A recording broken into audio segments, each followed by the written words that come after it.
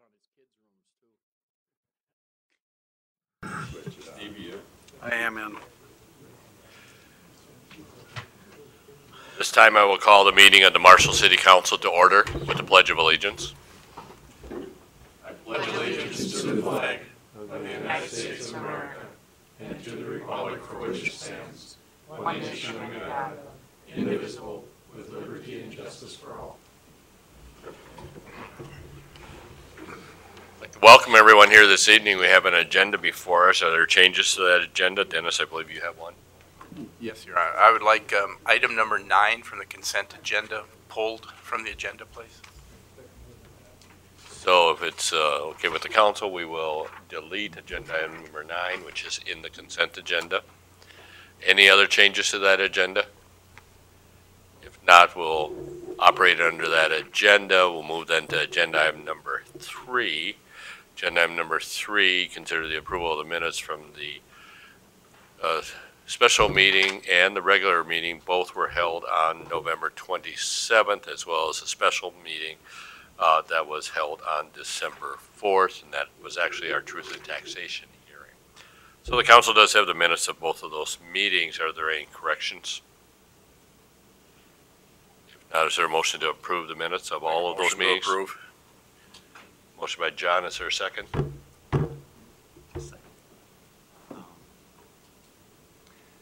Is there a second to that motion? Seconded by David. Discussion? If there's no discussion, we'll move to a vote.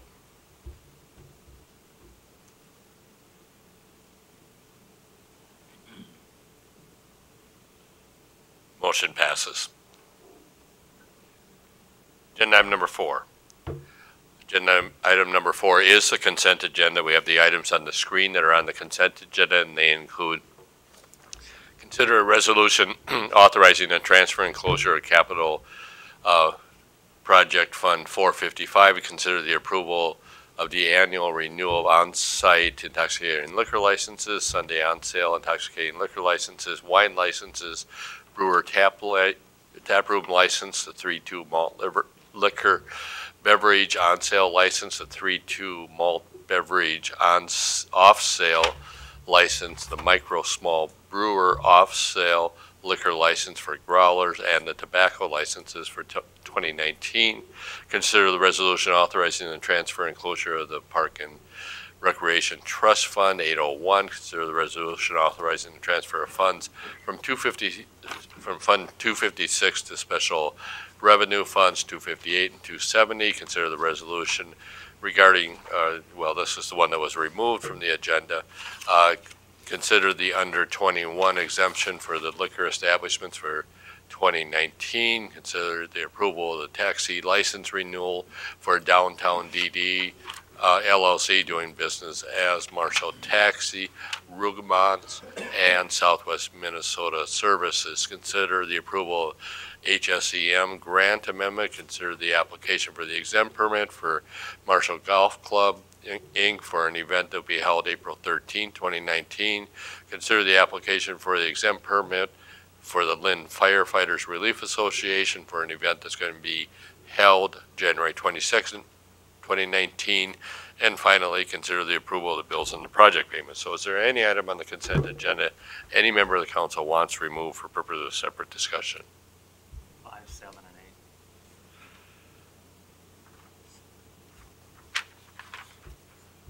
8. Any other items? If not, we'll pause for a second while our city clerk realigns the agenda.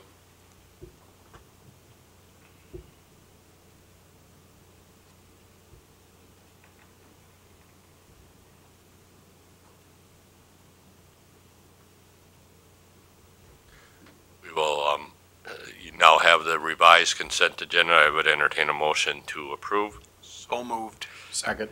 Motion by Steve, seconded by Craig. Discussion?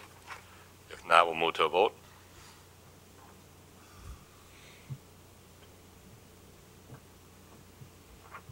Motion passes. We'll move to agenda item number 13, which was agenda item number 5 on the consent agenda. Glenn?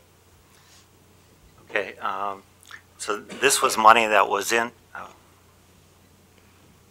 So the agenda item is to consider the resolution authorizing the transfer and closure of capital project fund 455.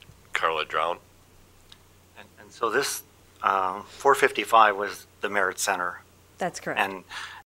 And there's excess funds and no need to spend any of that money on any of their projects or anything with regard to the Merit Center. That is correct. And so it's going into another fund, and it's going into, is it the ballpark fund? Yes. So when that bond was issued, it was for the purpose of construction at all three of those projects, the Yes. sports arena and The ball field and the Merit Center. and the ball field doesn't, evidently has a negative balance and is short of funds. What I can see is, and I'm not going to speak for the past, but when that bond was issued, the Merit Center and the Red Baron Arena were the two facilities that were currently being worked on. Right. So the funds got separated and put into, the bond proceeds were put into those two project accounts, or construction funds. Now, the ball field has started since that time, and has, per our audit, has run a deficit balance, knowing that those other funds are supporting that. With regard to the issuance of the bond for the projects, it was initially those two projects, the Merit and the hockey arena.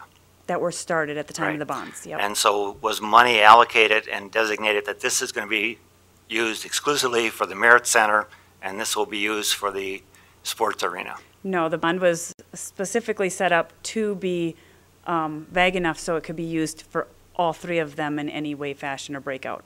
So it's not a matter of taking money that was designated for the Merit Fund and now using it for the ballpark. That is correct. And so there's no objections to using that money for that purpose, because otherwise, normally it would go into the debt service fund and Yes. if there were excess funds, but you feel confident that it's permissible legally to go ahead and use the funds for this purpose. Yes, I've also reached out to Springstead to verify that as well, and that's the direction I also got from them. Okay, thank you. Any other questions? If not, is there a motion on the resolution for the transfer and closure of Fund 455? So move. Motion by Craig, Second. seconded by Steve. Discussion? If not, we'll move to a vote.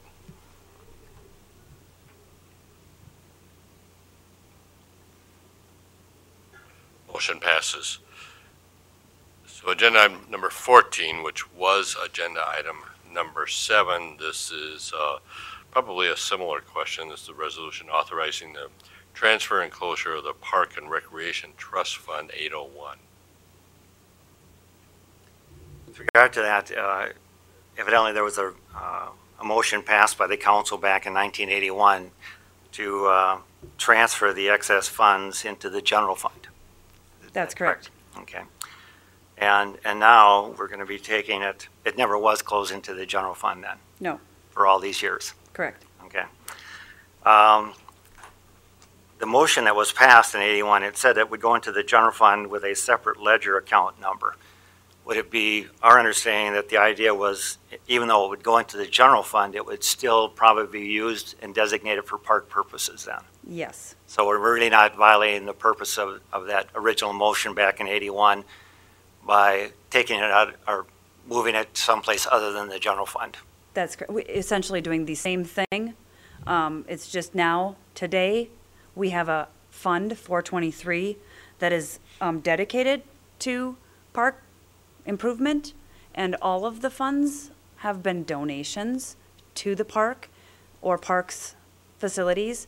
We have spreadsheets following each one of them, and so nothing would change, essentially. So it would go into the 423, which did not exist back when the first motion was passed by the council.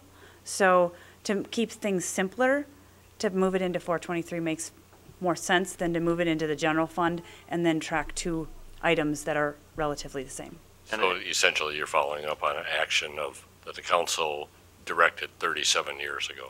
Correct, and by our auditor's recommendation, it was also to come back to the current council and let the current council make that decision. And this is a separate fiduciary or trust fund, and so that people, when they donate this money, they donate with the intent that it was only going to be used for parks. That is correct. And should not be used for other purposes. That is correct. Okay, thank you. Any other questions? Carla, when we do this, how do we make sure that it doesn't take another 37 years to make sure the fund gets closed? We're going to close that tomorrow. Good. Thank you. I would entertain a motion. So moved. Second. Motion by Steve, seconded by John. Discussion? I just have a quick question. How did we find out about this motion back then? I mean, who did the research? I wanted to close 801 because I've been looking at closing funds. And so I knew with the trust fund there was other criteria probably connected to it. So I started researching it, and that's the only thing I can come up with. You went way back. Yep. Okay, thank you for doing the extra work. Any other discussion on the motion? If not, we'll move to a vote.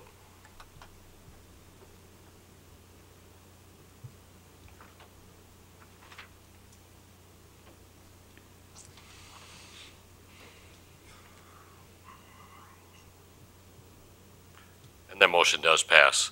So then we'll move then to agenda item number 15, which was agenda item number 8. This agenda item is consider the resolution authorizing the transfer of funds from Fund 256 to Special Revenue Funds 258 and 270. Glenn?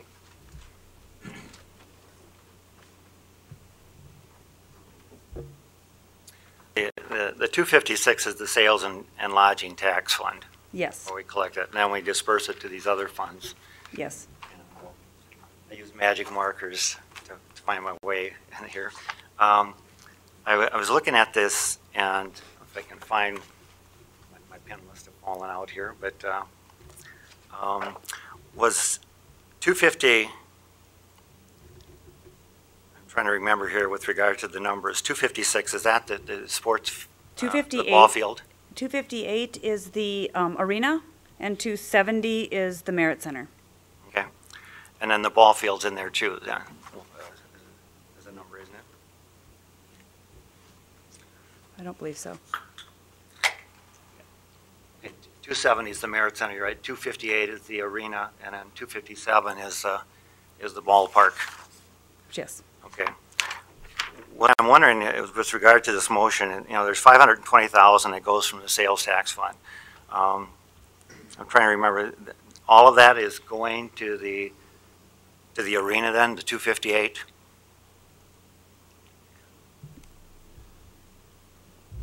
Or is some of that going to So, no, the Merit okay, Center? so a total of $520,880 is being transferred from our sales and use lodging, food and beverage tax fund. Of that money, $390,660,000 or $60 is going to Red Baron, and $130,220 is going to the Merit Center. The reason I'm asking is because I was looking at the wording of the resolution, and it's going to be transferred to 256, and then it only mentions funds 256 to 258, and actually some of it's going to 270 then, right?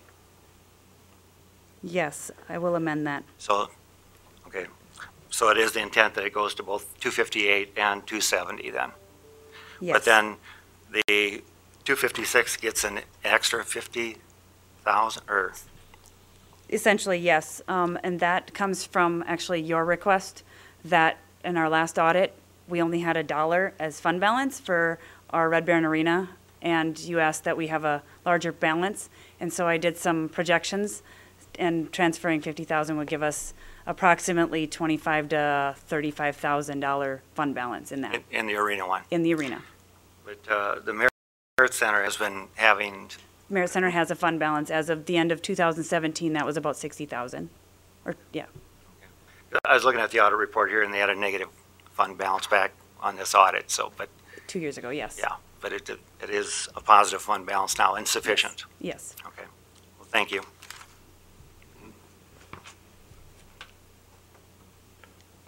So I'd move with that amendment, so we get the right numbers in there, Yes.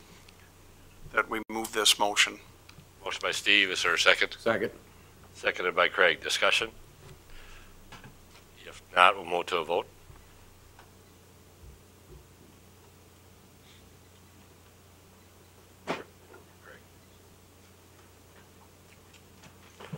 That motion does pass.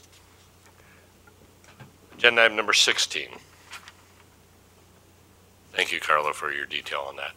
Agenda item number 16 is consider the approval of the joint powers agreement between the City of Marshall and the Independent School District 413 related to establishment and the operation of the jointly sponsored community education and recreation program. With us tonight is Scott Munson, or Scott Vandermellen, I'm sorry.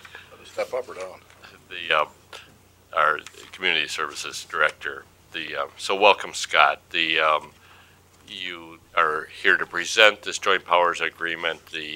Essentially is updating the previous agreement, adding on the additional facilities that are now available and changing the dates. But go ahead. Thank you, Mayor and Council. My apologies to Scott Munson. Before you is a redlined agreement that the city shares with the school district that's referenced as the joint powers agreement. This agreement is to be reviewed annually, and we purposely waited until the transition of the new Director of Business Services was hired and kind of had his feet underneath him at the school district to review. There's very few and nominal revisions. If you would have any questions in regards to those redlined revisions, I'd be more than happy to answer those for you. And the agreement has been reviewed by our city attorney and was approved at the last school board meeting by the school district administration. Thank you, Scott. Questions? Move approval of the agreement. I would second that. Motion by Craig, seconded by Steve. Discussion? If not, we'll move to a vote.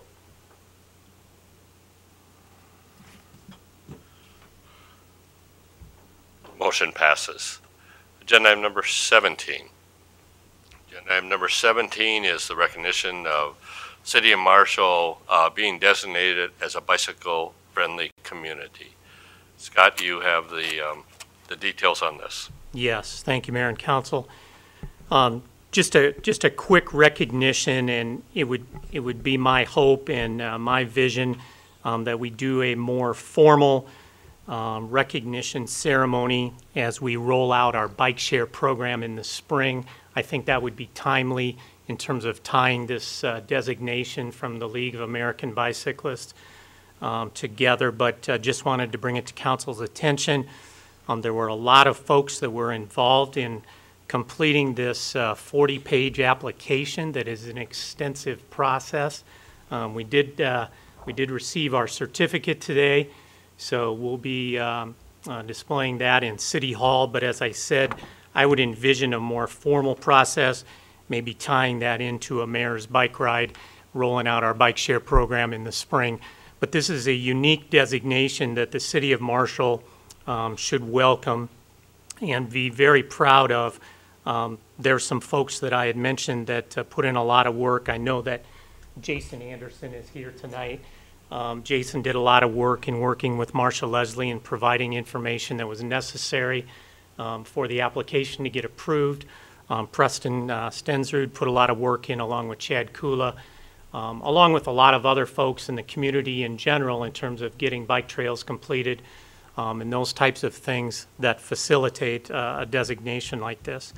When you're one of only 25 communities in the state, that's something certainly to be proud of. So just wanted to recognize that and provide that as information to the council this evening. Would welcome any questions. Well, thank you, Scott, and thanks for your work and your department's work and Public Works and really all of the volunteers that have been involved in this. And I think when this application process was started, we all recognized that, there's interest in biking in the community. There's been investment in, safety issues and bike trails. But this is really a more comprehensive designation that really involves a lot of safety, a lot of education, a lot of public awareness, and there's more than just a bike trail. So so congratulations. Any other comments? With regard to the award here, in the application process, are there any responsibilities of the city that we have to do certain things each year to maintain our status, or any requirements on our part? That's a good question, Glenn. There aren't any immediate criteria that the city has to meet, but the designation is only for 4 years. So there are things that we can do to aspire and move to a higher level in terms of silver or gold designation. So there's some things that we can put in place in terms of upgrading education within the community and those types of things that we may have fell short in the application. But it's certainly a good step in terms of getting that initial designation. Are there things that the council should be doing that would help in the process, or is it mainly something in community services that would be handled? I would just say that anytime I bring you something that's going to cost a lot of money, we grant approval accordingly. But no, saying that. Let's get a bike. Get a bike. Ride your bike to work.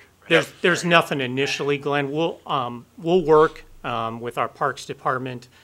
Preston and I have briefly talked, and I met with Swift today in terms of securing some funding for signage around the community to promote awareness of being a bicycle-friendly community and those types of things. So we'll start implementing those things once we can secure some funding.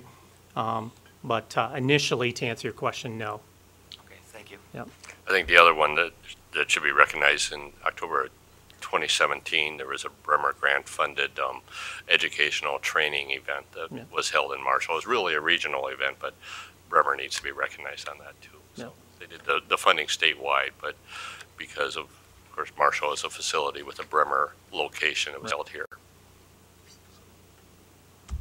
Very good. Thank you, Scott. Okay, thanks, Scott. Thank you. We'll move then to agenda item number 18. Agenda item number 18 is consider the additional differential pay for the employee personnel policy manual. With us tonight is our Human Resources Director, Sheila Dubbs. Sheila? Thank you, Mayor and Council. Staff are proposing a differential pay policy be added to our employee policy manual. The policy would be applicable to our part-time checkout clerks at the liquor store only, and only to those that work in the assigned status of the access code holder. The access code holder status would be assigned only during those times when there is not a full-time employee staffed at the store. The employee would be responsible for duties such as opening and closing responsibilities, counting and reconciling the daily receipts, and engaging or disengaging the store security system. The 50-cent pay differential would apply only when that employee is assigned to serve in the capacity by the store manager, and it may not include an entire shift. It could be for portions of a shift. At this time, we currently have 2 employees that are fulfilling in this capacity. One has been employed with us for over 4 years and the other for 3 years. At the store, each of our full-time and part-time employees that are designated as access code holders have their own individual store security codes for accountability purposes. That was a question that was asked at the Personnel Committee meeting, so we have that answer. A draft of the job description is also attached that describes the access code holder responsibilities as a non-essential function of the position. And Eric Luther is here tonight, the store manager, to answer any questions that I may not be able to answer that you might have when considering this policy. He's estimated that the financial impact of this would be $800 annually. The Personnel Committee did meet on December 4th and recommended approval, but I will note that Councilmember Craig Schaefer was unable to attend that meeting, so that approval comes with 2 council member votes. So if you have any questions, I'm happy to answer them, and Eric can help me if I can't. Thank you, Sheila. Questions? And again, this is only for, they only get the extra 50 cents for when they are the one in charge of the store. It's not a normal part of their pay schedule. That's correct. And when I first read this, I said something about access code holder, and I was wondering what in the world does that all mean? And then in the summary here, it talks about the fact that, I can find it here, but it went in to describe the extra duties that would be involved, and I'm trying to find that, where that section was here. The job description entails that, under the non-essential duties. I thought I was reading something where they would be responsible for opening or closing and things like that, and I'm trying to locate where that is in here. And when I see that wording, it sounds more like okay, it's in the job description. It was the third page here, but then when you talk about opening, closing, counting, reconciling, and doing more than normally would be done in their position, I can see the pay differential. And when I first saw this language here, it looked almost like, well, it has something to do with credit cards or something or other, some code, and it just it didn't seem to justify the 50 cents. Whereas when I looked at the actual job description, it did. So I didn't know if that was some way that it could be clear presented there in the policy language or whatever. Because, like I say, I had a question about what it was an access code holder, and I didn't realize that what the extra duties might include. And I think by including the extra duties there, it justifies the difference in pay. So, anyway, that was just a thought. Okay. Other questions? If not, you have the recommendation from the Personnel Committee. I would entertain a motion. I'll make a motion to approve the.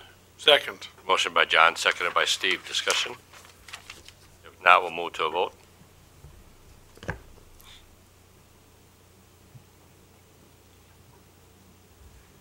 Motion passes. Agenda item number 19. Agenda item number 19, consider the approval of the upgrade to Encode financial software. Once again, Carla Drown. So before you have a request to spend some additional money on our Encode system. We are at Encode 9.1, which is very antiquated, does not provide many reports that we desire. What we're asking to go to is Encode 10, or the version of the same software we have, just upgrade it to the next, which is then web-based. Also, and more Excel reports. Currently, we have to drop everything and transfer it into Excel. So right out of there now, we can get Excel reports quicker, more efficient versus the PDF. We have a workflow option, so we can continue to work towards less paper, which is decreasing the likelihood of duplicate invoices, errors, human error. Increased turnaround for payments. As far as when our invoices come in, we just have to send them out for appropriate signatures to our other departments. So that's something we can also put all online. We will retain all our current modules that we have, but we'll also gain some with the upgrade. And these are items that we were looking at wanting anyway. So that's the payroll. Right now we do our payroll is all paper. So we would go to our payroll online. So that would be a nice feature. We did look at another option, did BSNA, Alexandria, the city of Alexandria recently in the last couple of years did a full RFP, and they came up with taking BSNA. If we would go to looking at that, it would be $145,000 to $200,000 to get the modules that we currently have. And that's based on also, the price there is based on the size of city, so our population, and then all the modules we want. So also going with that, if we change systems, we would also need to look at all of our other departments, because currently all of our departments flow together and interact and interface. So now you're looking at your building inspection, your engineering modules, your assessing, so you're looking at a lot more. Here we're gonna continue forward, less money, and more efficiency. Okay. Thank you, Carla. Yep. Steve and then Craig. So Carla, one of the questions I have with software, because we do it all the time in medical, is you get these programs, and you've already answered one question, you looked at an alternative program. But we're currently on 9.1 and we'd be going up to 10.0. Yes, version 10. So whenever Encode makes an upgrade, is that part of the pricing or is that something that we have to pay extra for? That's part of the pricing. So we're at 9.1 because we have been on Encode 9 for since 2000. Well, I'm not going to say we've been on Encode since 2008. But when there's upgrades to Encode version 9, we get upgraded, and it's built into our maintenance costs and we have annual maintenance costs. So they don't just upgrade you to version 10. That's So a totally new product. That is a totally new project because it is a web-based product. Currently, we are not web-based. Okay. So it's got additional features, whistles, bells. Sure. It's not a reflection on city. It's a reflection on Encode that their pricing wouldn't include migrating to technological advances as they come forth. So might want to look into that and just make sure. Greg? Thank you, Mr. Mayor. So a couple things. So it's web-based. That means that the software is web-based and we're not downloading it into the computer, or does it mean that our data is web-based? Now you're asking a technical question. I do not know that answer. Okay. The only reason I'm kind of curious of one thing is obviously for continuity of business, and God forbid we had a fire or something happened at City Hall or with our system. Another one is obviously firewall or security, but my biggest concern, I guess, is that I know that we share servers with MMU, so I don't know how much we're backed up, but I guess my concern would be is that if something happened and we burnt one of our entire facilities, ended up with some kind of a disaster, that we still are recovering all of our principal data.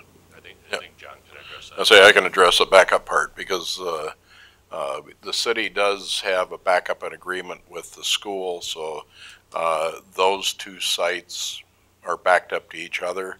However, the fact that we're within a short distance, say a tornado decides to go down Saratoga and follow that line, there is work being done and working out an agreement with Watertown, South Dakota, their utility, that we would also have a backup site in Watertown that would be Totally off campus. That's Okay. needed to have some upgrades at Watertown's site. They're not as far along as what MMU was, so that's been a while in the process.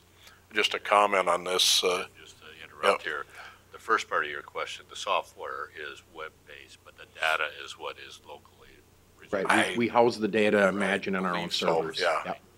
Okay. And just an additional comment, this is, if I recall correctly, we had this discussion a while ago as far as doing an upgrade. We knew we needed to do an upgrade, but since there was a couple of people new in the financial area, I think it was determined that we probably wanted to wait till you guys are a little bit ready for this, and it sounds like you're now well ready for it. So Yes. Other That questions? answers my questions. Thank you. Other questions? So how new is the version 10? I mean, is it just recent? Are they have all the bugs out of it, or is there? Right. Good question. We have waited for the bugs to be out of it. It is newer, but it has been out for a few years. I don't know the exact timeline, but it's not very long. So we have waited for the bugs to be ironed out. And, the cost is $31,000, almost $32,000. So that's the cost, and you always want to do a cost-benefit analysis and say, do the benefits exceed the costs? And the benefits are hard to measure. Because, you did indicate one of the benefits would be reduced staff time, a savings of staff time. Does that mean staff is going to reduce its number of hours and pay, or what does that mean? It means that it will reduce the time that's spent on some of the current duties, so we can redirect and do more financial planning. So it's not like there's going to be a reduction in staff or a No. reduction in salaries. So, like I say, it's always tough measuring the benefits, and if you have a choice, you should only do it if the benefits exceed the costs. And Certainly, if we get better financial data, that will be beneficial to the city. And you mentioned a number of the other benefits too. So anyway, those were my questions.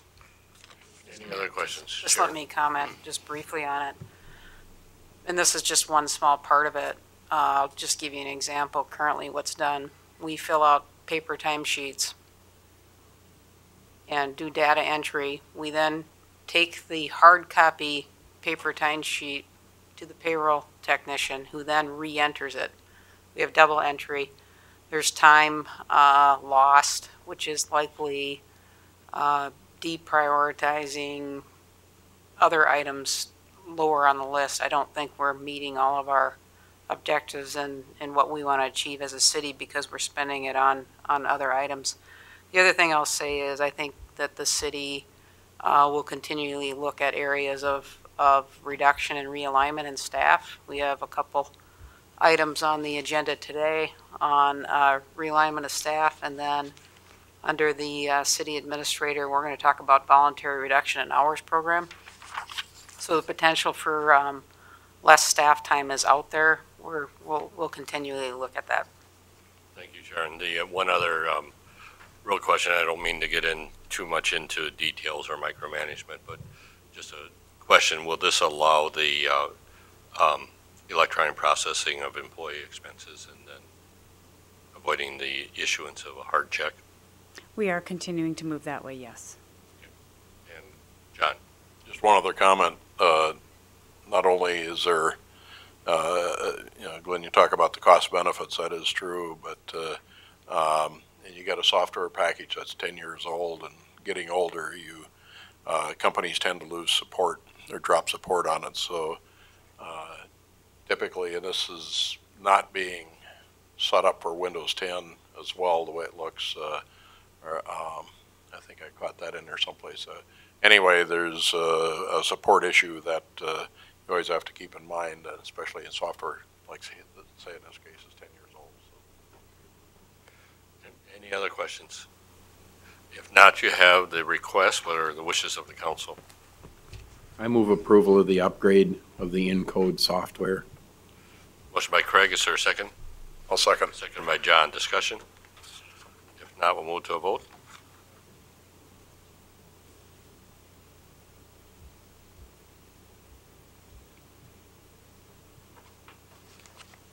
Motion passes. Agenda item number 20.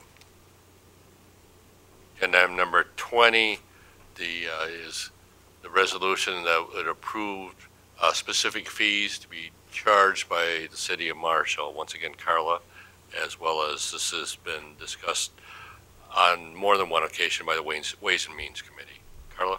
That is correct. The Ways and Means Committee has reviewed this as it's been had a lot of changes. And so before you have the redlined copy, which has all the changes, and then a clean copy of what it would be if it's approved as is. I'm going to open it up to any questions. First, any comments from the Ways and Means Committee?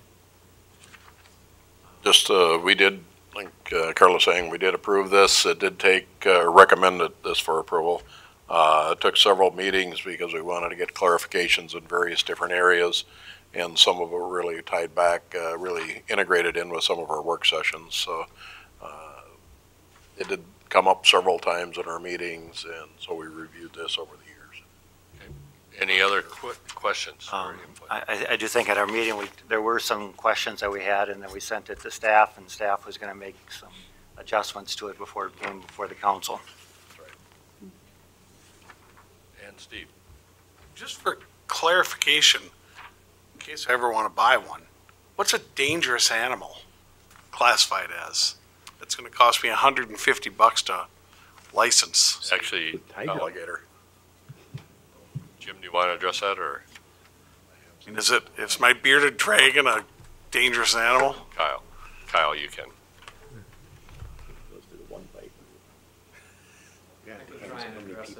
There is a specific list of animals, mainly dogs, that we consider dangerous animals. So you get into the pit bulls and the rots and.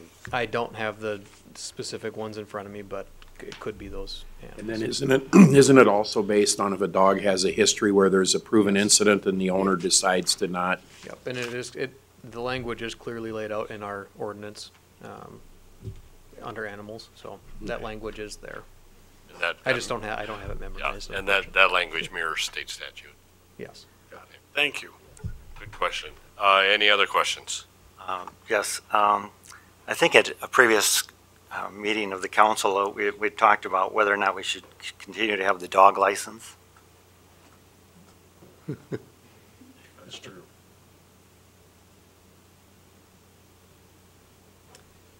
Thank you, Mayor and Council.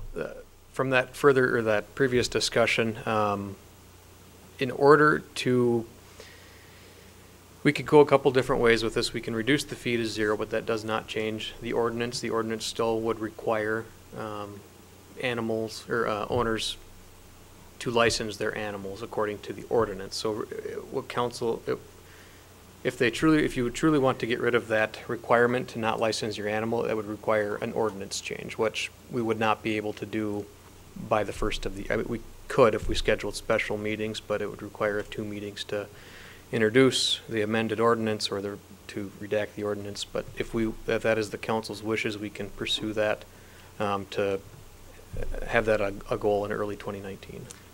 And I guess it would be good if the council gave you direction as to what to do there. So if the council really does intend to get rid of the dog license, we should take steps to do that, and otherwise it's going to stay in there. So I think that, the council needs to give staff some direction as to what the council wants done there.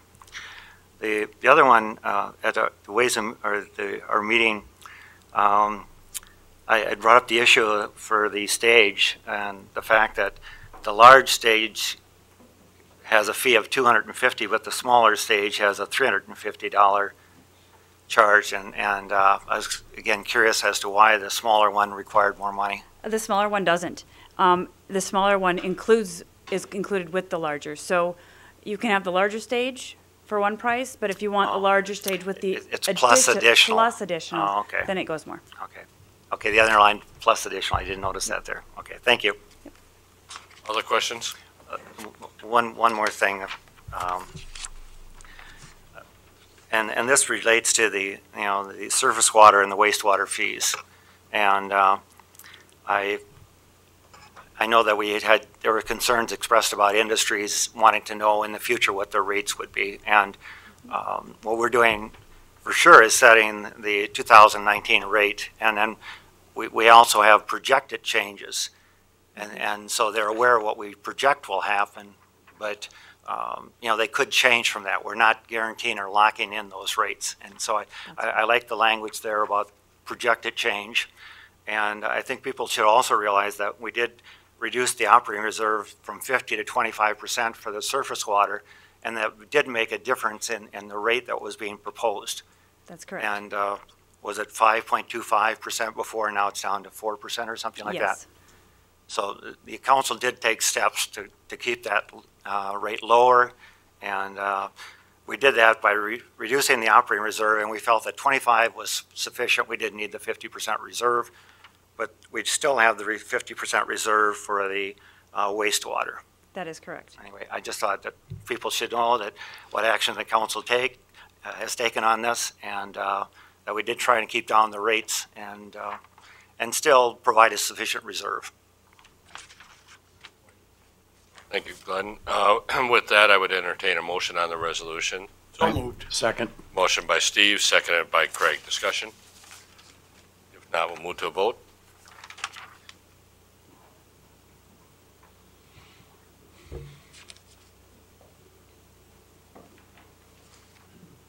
That motion passes. Agenda item number 21. Agenda item number 21, consider the ordinance that would rezone the area from R1 single-family residence to I2 general industrial district. This is a continuing action from a sliver of property that the city sold to the adjacent property owner to square up his property, and then this action then would bring the the zoning in line with his other property. With us, Ilya Gutman, building official. Correct. So this ordinance was introduced in the previous meeting, and this is about the small area which is being sold to Czech Hess, who wants to use it for outside storage, which is permitted only in the industrial district. So that's why the request to rezone it to industrial district. Considering that it's adjacent to the industrial district, it makes sense, so its recommendation is to approve it. Questions for Ilya? So Ilya, is this going to affect, isn't this where the spot here, isn't this where the new apartment is going? Correct, down south, yes. Down further? Yeah. There's still 7 acres of separation between the apartment complex and that area. It's not going to be adjacent to the apartments. There is a Okay, so the pretty big- apartment will end like right here someplace. Correct. Someplace in there. Okay, okay, that's fine. I think there was also discussion about the parking for the religious group that's in that neighborhood, and that there would be sufficient parking still. Yeah, there was discussion about that, and we talked about access to the street, but I don't know if it was some decision made about that by the owner. We don't know. Any other questions? If not, is there a motion to adopt the ordinance? So move. Motion by Craig, seconded by David. Discussion? If not, we'll move to a vote.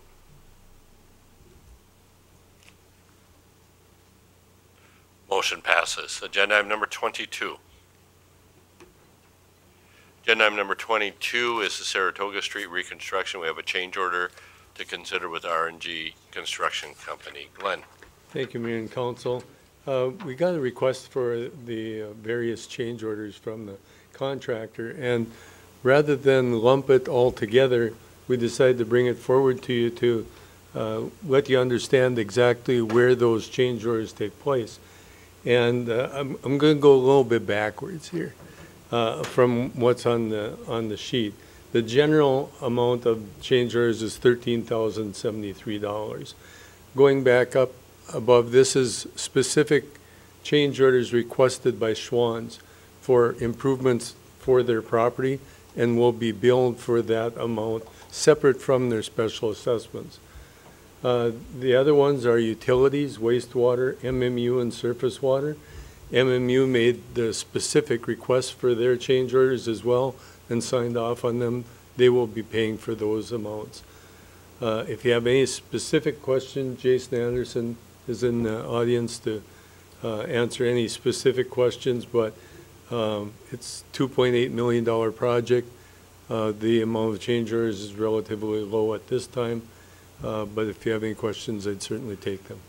Thank you, Glenn, and thank you for the detail on how they were requested, so thank you. Questions for Glenn? One of the questions that I have, Glenn, is that some of the stuff was, as I understand it, was that there was unmarked or unknown pipes and utilities. How does that happen? Well, it happens in a variety of ways. To start with, what we do is a project or a planning request to all utilities to locate out in the field. And so that happens or may not happen, and we go out and we actually take our GPS units and we identify everything that's been located. And that level of confidence in that initial utility request is not very high. So when the project comes then for construction, the contractor does the same thing. We ask for the utilities to be located. And depending upon who the utility hires to do the locates and their accuracy of locating is a real variable entity.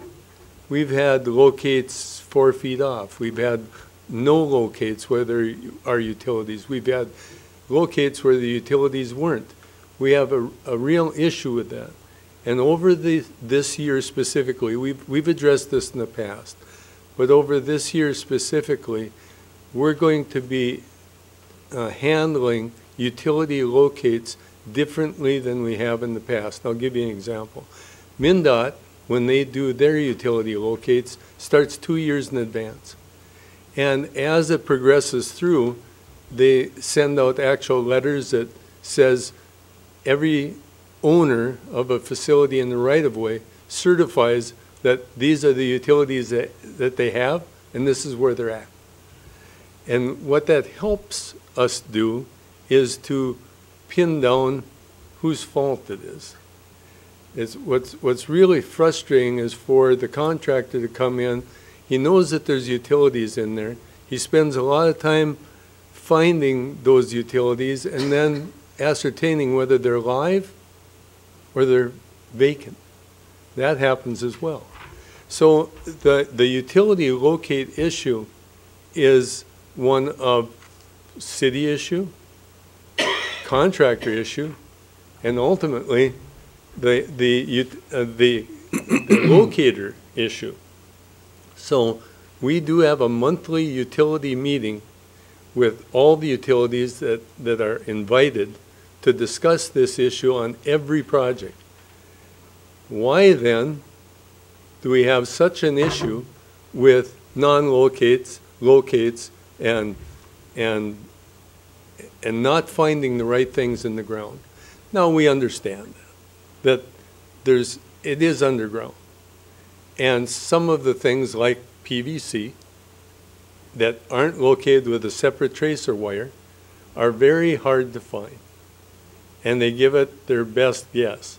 And so do we, because a lot of our utilities now are plastic. They used to be metal. They used to be a little easier to find. We also have some utilities that go hand in hand with MMU. I'll give them as an example. MMU will create a duct bank. We don't really know who's in each one of those ducts. And in some cases where you have a large duct package, and this, I'll give you an example of one of the change orders. We actually had to move our facilities away from where we had designed because of a large duct bank. And to relocate that duct bank would be extremely expensive to who? To the utility companies, not necessarily to us. But we've moved that manhole, let's say, over to accommodate their facility. Is it the right thing to do? Well, we think so. It's the best thing to do. It's the cheapest way to handle it, and that's the way we handled. There was a real definite one on the south side of Schwann's that we had to work around. I'll kind of stop there because that's the utility issue is a real ongoing and pricey issue, not only for us but for the contractor. Contractor will sit there on the job and find something and try to work around it, and has to then either go to another part of the job until the utility company comes in and either identifies everything or relocates it. The gas company is a good example of that, where gas lines are difficult to relocate on a short period of time. And that's an issue we've had with them. The local representatives have been trying their best to get scheduling of their operations to come in and do, I'll say, total relocations. South Bend and Marguerite was a good example of that. We had the same thing up in the Lion Street project, north of the Lion Street project, where they just couldn't schedule every one of their projects at the same time, so we waited. Greg? Thanks, Mr. Mayor. Glenn, the conversation about like MnDOT certifying, making the people that occupy their right-of-ways, the utility right-of-ways to certify, under the public utilities or public access requirements in Minnesota, when somebody goes in our right-of-way, in the utility right-of-way, how much teeth do we have to make them certify? And then if they do certify and they're wrong, and it causes a change order, I mean, do we actually have teeth on it, or is it a rattle threat? There is teeth to it, but it's a good job for Dennis. When that time comes, he can comment on that, because yes, in our plans, we indicate the locates are level D, which is the lowest level of locate that there is. Then in our spec book, we also say the contractor is responsible to find them and to work around them or to have them relocated. Well, you know, he's got a job to do too, and he doesn't want to sit around for that. So it's kind of a step-by-step operation. We're going to try to get better. We're going to try to force them to do more. Them being the contractor or the utility? company. The utility that's sharing the right-of-way? Right. Okay. And John, and then I'll get back to you. Okay, just a question now, like say in Saratoga, do we take GPS readings on what we know now is there for sure? So, which hasn't, wasn't there years before. That's But correct. now we can identify that, but I also think that's an area where, are we also not way behind in updating our drawings with that information? Is We that- usually can update our drawings the ensuing winter. We make sure we take those shots, and now we just download those into a plan set of drawings to indicate where those are. So that's way ahead of what we used to be. But that won't be valuable, really, until 20 years from now, when we want to redo the street. So that, And Dennis. The timing of this discussion,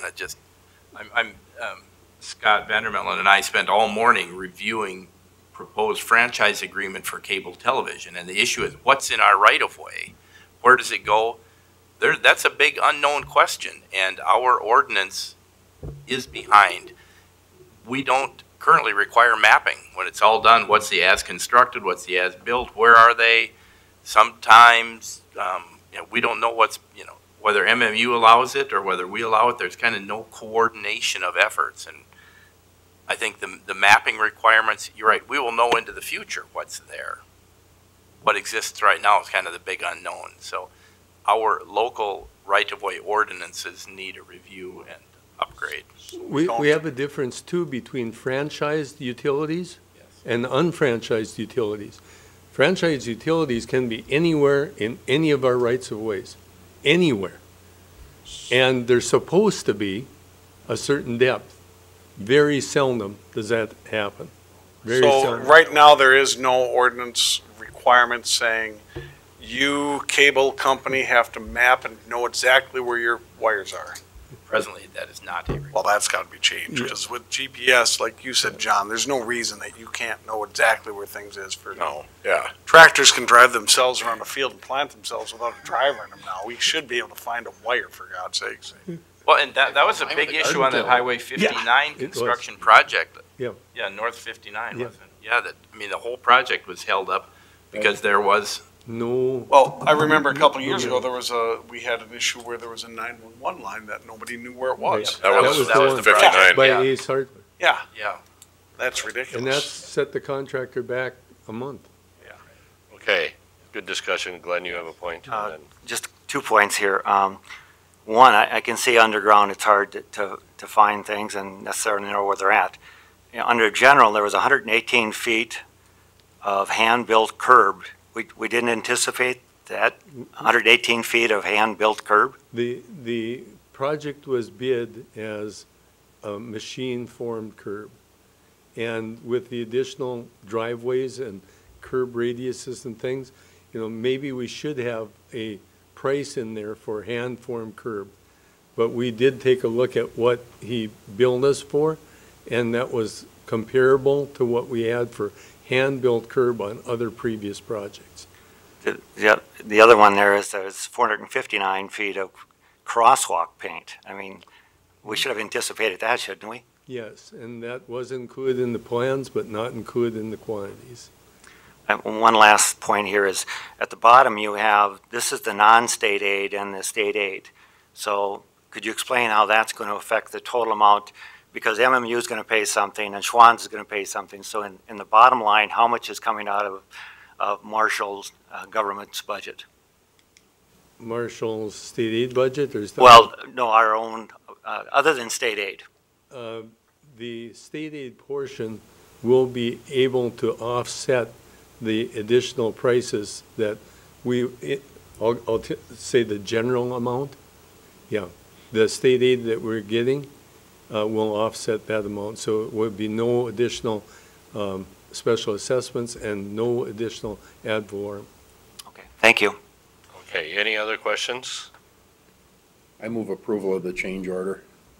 Motion by Craig, is there a second? I'll second. Seconded by John. Discussion? If there's no discussion, we'll move to a vote.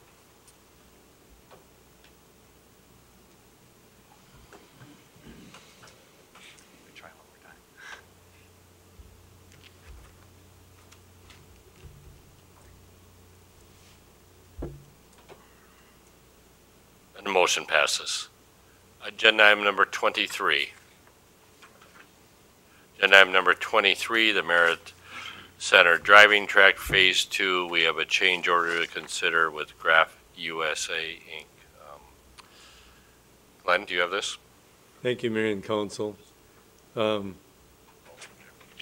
This is an interesting situation, I'll call it, that we have here with the Merritt project. We have a budget of about $3.1 million for the track extension. And initially, we were concerned that we would be limited in what we could do out there with that funding. So we had a base amount of improvements, facilities that the Merritt Center wanted to construct. And really, that was the track and a portion of that skid pad that you see in green. The track is in red, the skid pad is in green. And the other things were kind of, well, if we have enough money, we'd like to do some ad alternates. Well, on their first go-around with the estimating, it was indicated by Grafe that if we included these other areas, they believed that we could build them all within the 3.1 million. So they put together a proposal for additional services for the design of all of those features, and we've been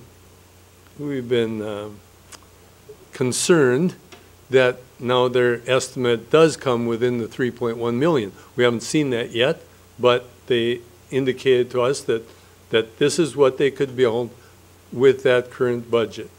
We did ask both the police department and the Merritt Center staff what things were more important than others, and you can see in Grafe's proposal that it include all of those things that are there. So I'm just going to go left to right. The orange on the left-hand side is the parking area, the additional parking area by the Merritt Center itself on the south side of County Road 33. Now, doing very good.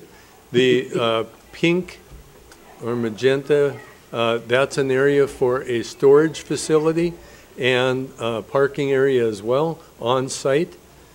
The red is the driving track itself. With the Wawas. Okay.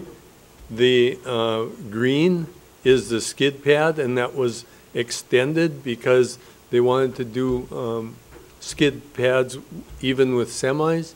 And then the attachment of the skid pad to the rest of the track, the green little hooky thing coming, yeah, right there, that was added so that once you did the skid pad, yeah, you didn't have to drive back on the track against traffic and then enter the track down there. The yellow part is just transition. Right now it's a crown section, and we thought that it probably shouldn't be crowned if you're coming through onto the skid pad. That's leveled out some.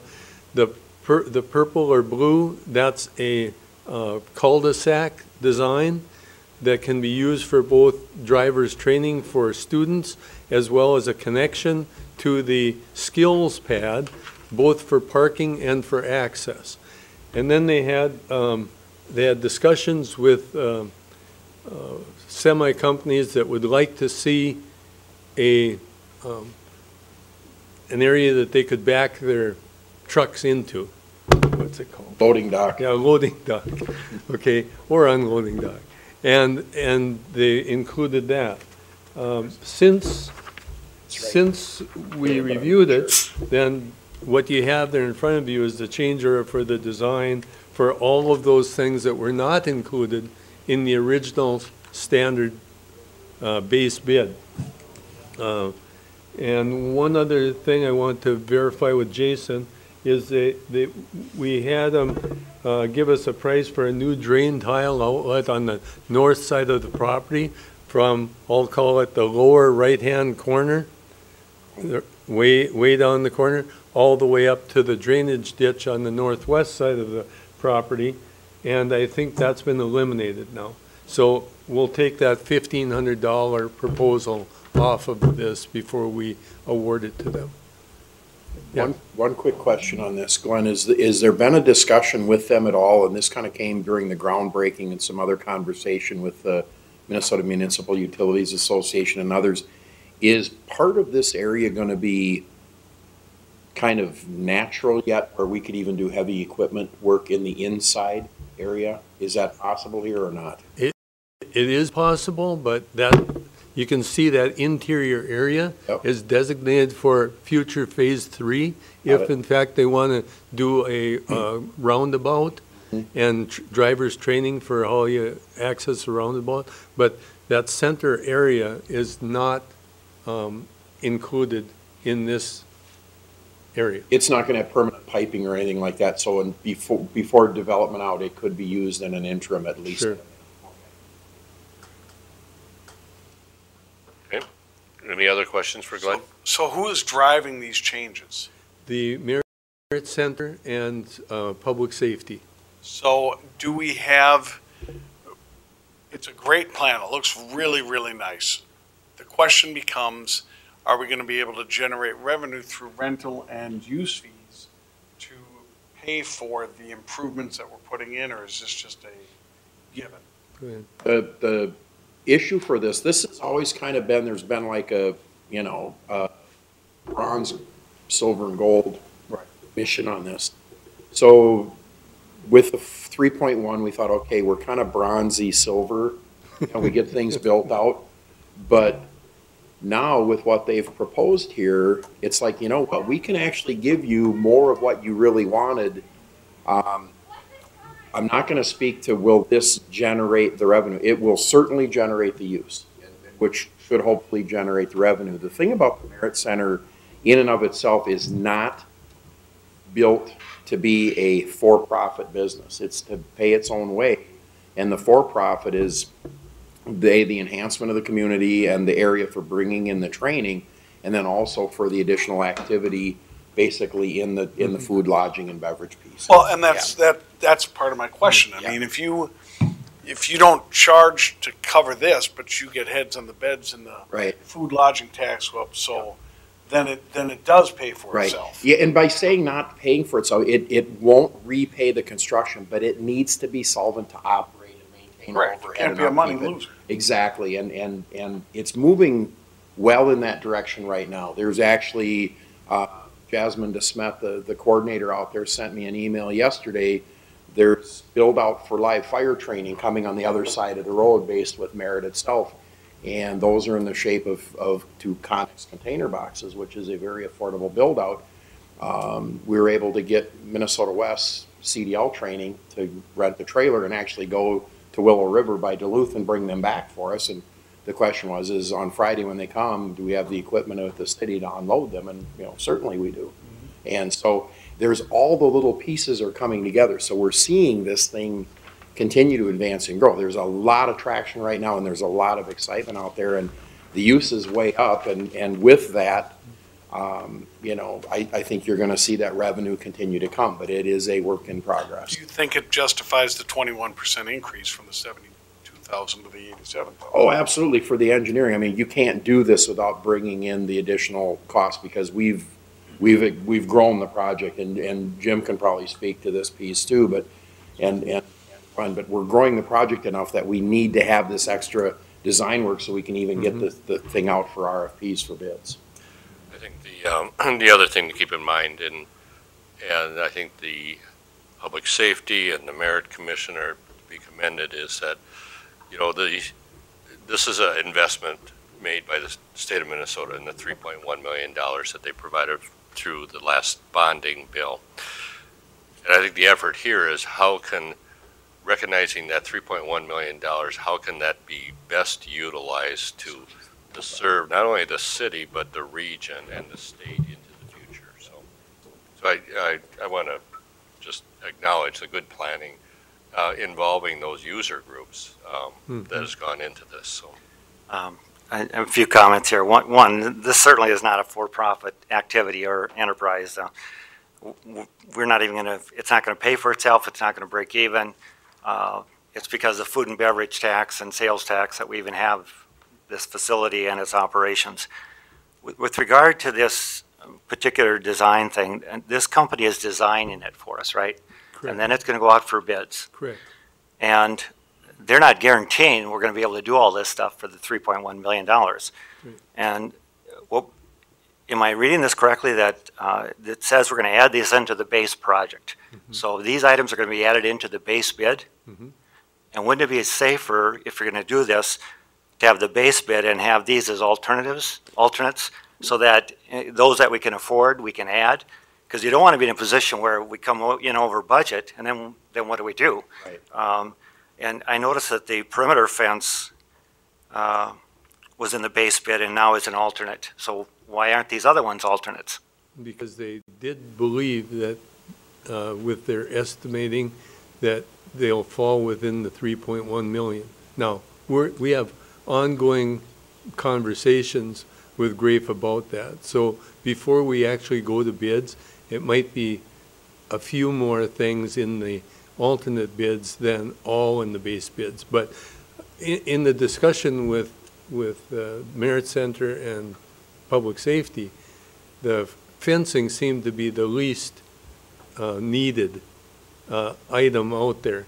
You know, we were concerned at one point in time that there might be other activities going on out there that may go around the fence and get on the track.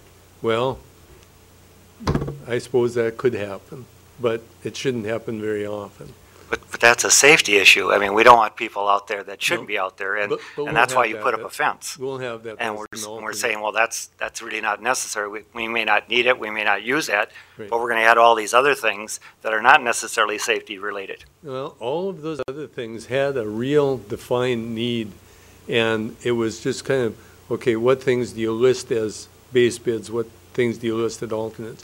And we will continue to have that after they get a better idea, after the total design of what things should be broken out, if they're approaching the 3.1 million.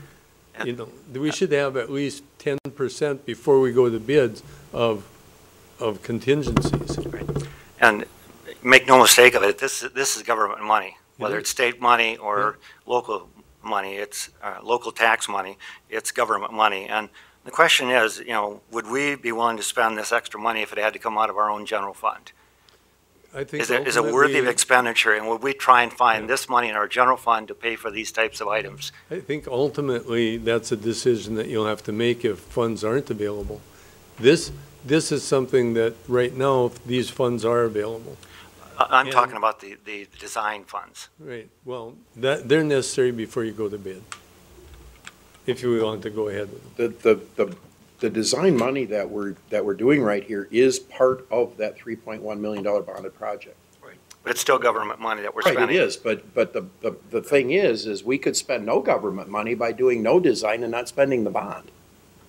You know, I mean, somebody else will get the money. Yeah, we can't finish this project without finishing the design. And I mean, I hope that Grafe is absolutely right. That's one of the reasons why we really leveraged Grafe, because they've done these. They've built these before. They're the ones that put the other ones that are in the state on the ground. So they have the most experience. That's why we went with them. But if these were evidently not that essential because they weren't in the base bid to start with, and now because we think we're going to have extra money, we're going to add them in. So it's not like they're essential parts of the project. These were actually in the very original preliminary plans when this first went in front of the taxpayers to be voted on there was the base package and there was the desired, and this, in principle, not in absolute detail, but in principle, these were in as if we could get it all, this is what we'd like.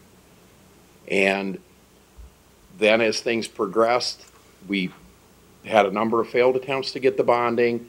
We kept weaning it down. The city already stepped up and did their half. This was a 50-50. The first half of this track was the city of Marshall putting their money where their mouth was and building it out.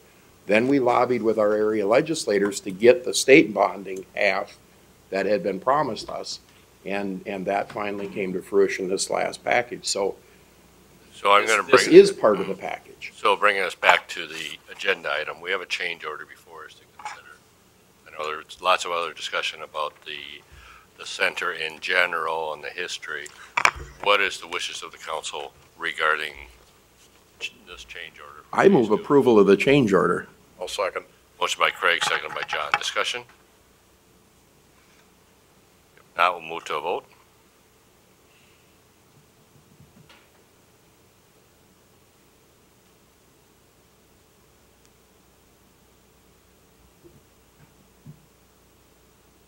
Motion passes. Agenda item number 24. Agenda item number 24 is to consider the approval of social media policies. Once again, Human Resources Director Sheila Dubs. Thank you, Mayor and Council. This evening, we're proposing two social media policies, one of them to be added to our employee personnel policy manual and the other as an administrative policy. We currently do not have a social media policy, and it is recommended by the League of Minnesota Cities that we adopt one. The two proposed policies are attached in your materials. The first one that I'll talk about is the personnel policy manual policy, and this one, the League of Minnesota Cities developed a template. I did utilize that template as well as another policy from another city that Sharon provided to me. The policy is intended to provide mutual protection for both the city and its employees. The intent is not to prevent or discourage or limit employees' expression of personal opinion or online activities. The goal is to ensure that employees understand their obligations when using social media and are informed of behaviors or conduct that are prohibited. The policy also establishes how to obtain approval to start a new social media city account and how it will be monitored by city staff. The second attachment that you have is the administrative policy. That one is titled Social Media Public Comment Policy. The League of Minnesota Cities public comment policy, along with another Minnesota Cities policy, were utilized as a template for that one. This policy explains that the city will use the social media accounts as a way to broaden our communication channels. It is not the sole means of communication for the city. It explains the city's goals of having social media, such as increasing the public's knowledge of the services provided by the city, helping to disseminate accurate and time-sensitive information quickly, such as emergency information, and it helps to promote community engagement. The administrative policy provides guidance to the public and to our site administrators on when a comment may be removed from a site. Examples of that include comments that include profane language or comments that would be harassing or threatening. The policy also explains that we will make every effort to provide timely and accurate information on social media, and that it's a forum to supplement our information, but it is not the complete source of information. We'll continue to utilize press releases, our city website, and more formal means of communication to share city information. The administrative policy can be linked on our social media pages for the public to review. For instance, if you have a Facebook account, you'll notice on the left-hand side there's an About section on every account.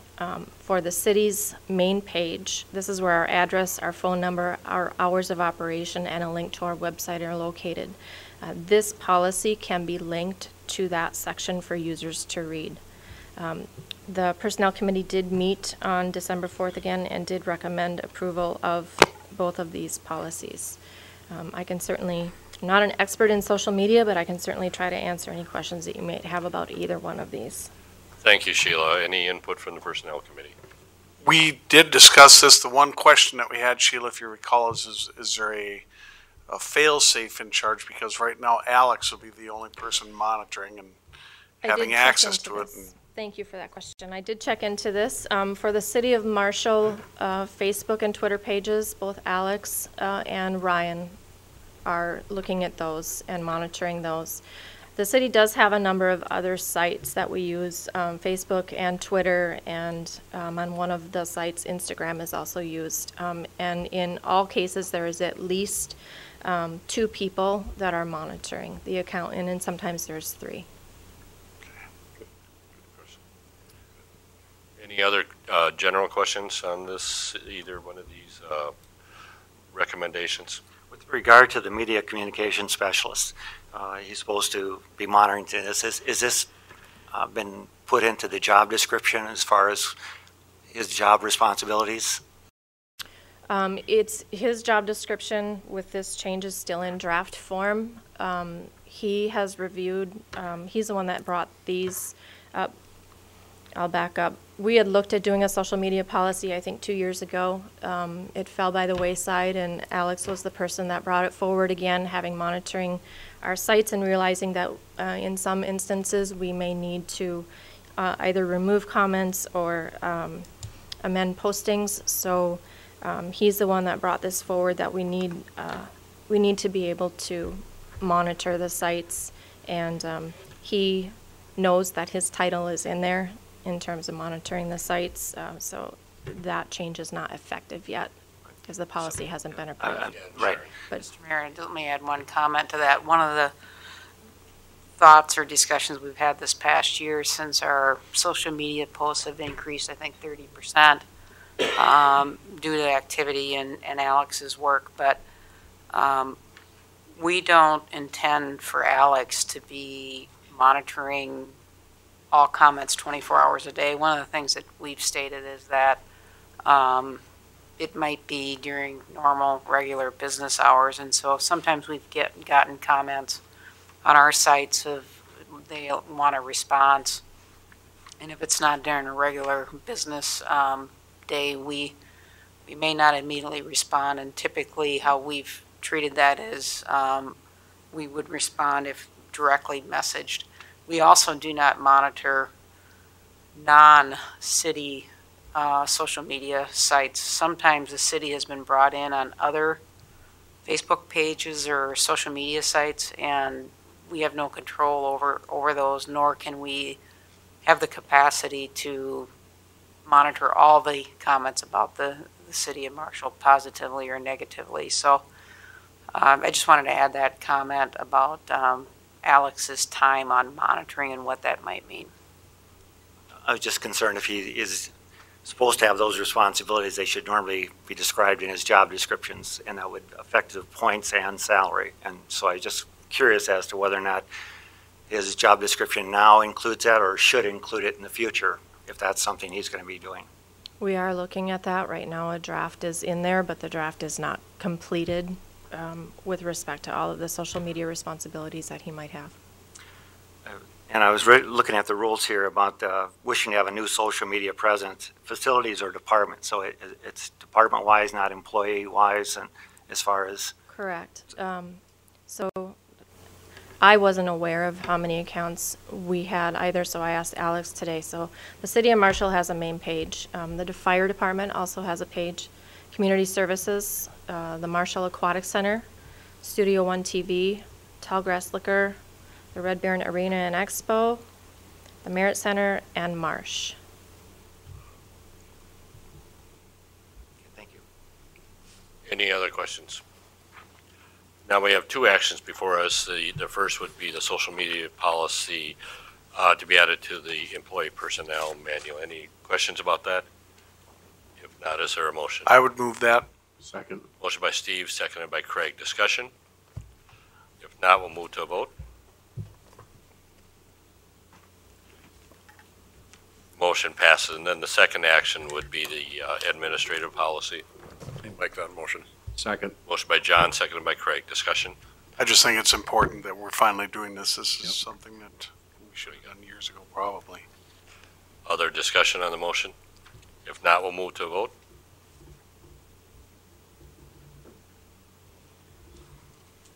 Motion passes. Agenda item number 25. Agenda item number 25 is considered the amendment to the employee resignation policy. Once again, Sheila, this was considered by the Personnel Committee. It is basically cleaning up some language in our personnel policy. Thank you, Mayor and Council. The red line copy is in your background materials. As you can see, it's almost a complete rewrite to clarify expectations of our employees. Though rare, there are instances where employees will resign from city service without giving us a 2-week notice. The proposed amendment serves to encourage that proper notice be given to the city. And I'll note that it also adds additional language related to exempt personnel that we did not have in here before. Exempt personnel are typically supervisors, and we are requesting a 30-day advance notice of their resignation or retirement. The goal of the policy for the advance notice is to provide an opportunity for the transition of duties and information, and also time to initiate the recruitment process. There is no way that I can fill a position in 2 weeks. So that being said, a 2-week gives us a head start, but it certainly will not allow for the full hire or transition of a new employee into that position. So it does give the supervisor some time to make some other adjustments as needed. If an employee does not provide us a 2-week notice, what I've proposed in the policy is that they forfeit their eligibility for the payout of leave accruals and possibly rehire eligibility. So as long as proper notice is given, there's no change to our existing policies on the payouts of leave balances. But if an employee does not provide a 2-week notice, that's where I'm proposing that the employee forfeit their eligibility for the payout. The policy also clarifies for employees the requirements of the separation notice. Believe it or not, that can come in all forms. So I would like that to be given in writing with a note on the effective date of the resignation. And to help facilitate that, I've created a form that we've been using for about 6 months. Some employees like to write letters and others don't like to write letters. So it just allows them to sign their name, give us their last date of employment, and if they wish, to note the reason that they're leaving. So I can certainly answer any questions you have about the proposal.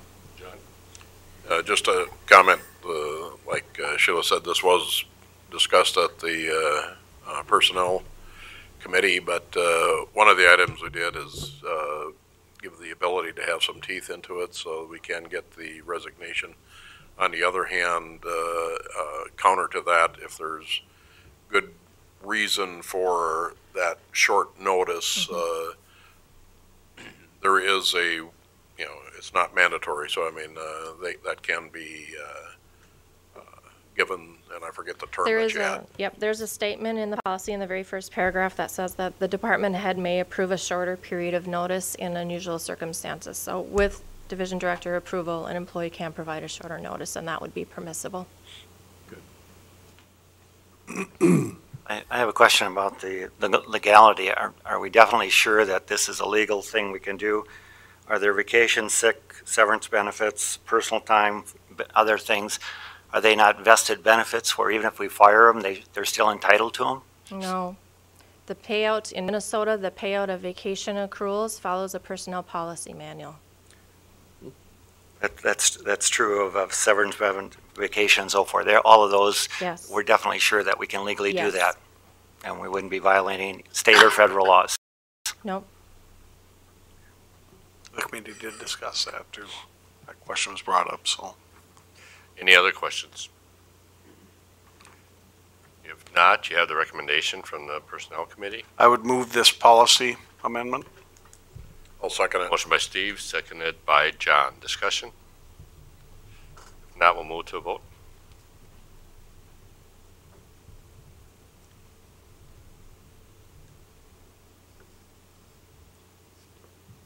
The motion passes. We'll move then to agenda item number 26. Agenda item number 26 is to consider amendments to the employee and volunteer recognition policy. Thank you, Mayor and Council. This was a long Personnel Committee meeting. We are proposing implementation of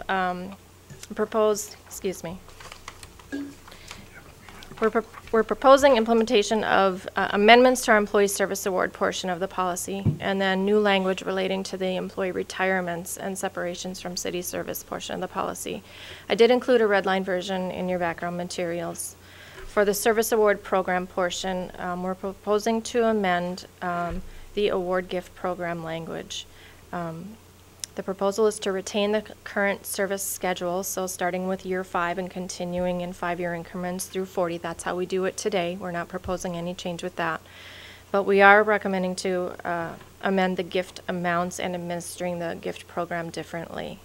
There's a table in your background material showing the current and the proposed service award gift amounts in your attachments.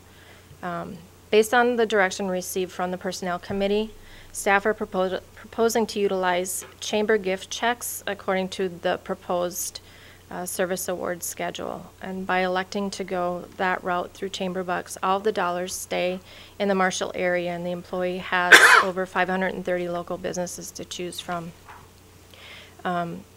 If approved by the council, staff propose the implementation of this to occur for the January of 2020 service event. For the 2019 upcoming service event, the notices have already been distributed to the employees that are eligible for service awards, and so it would be too late to do that now. For the other portion of the policy amendment, the employee retirement and employee separation recognition events, I'm proposing to add new language to that to aid in providing consistency on how the farewell events are handled across all departments for employees who retire and separate. The city would sponsor cake and refreshments for employees separating with 15 or more years of service, and the events would be open to the public. Any additional expenses would be supplemented by a supervisor or coworkers on a voluntary basis. A question was asked in the Personnel Committee, where did we come up with the 15 years? Honestly, we reviewed a number of cities' policies on recognition, and there was very little consistency with that.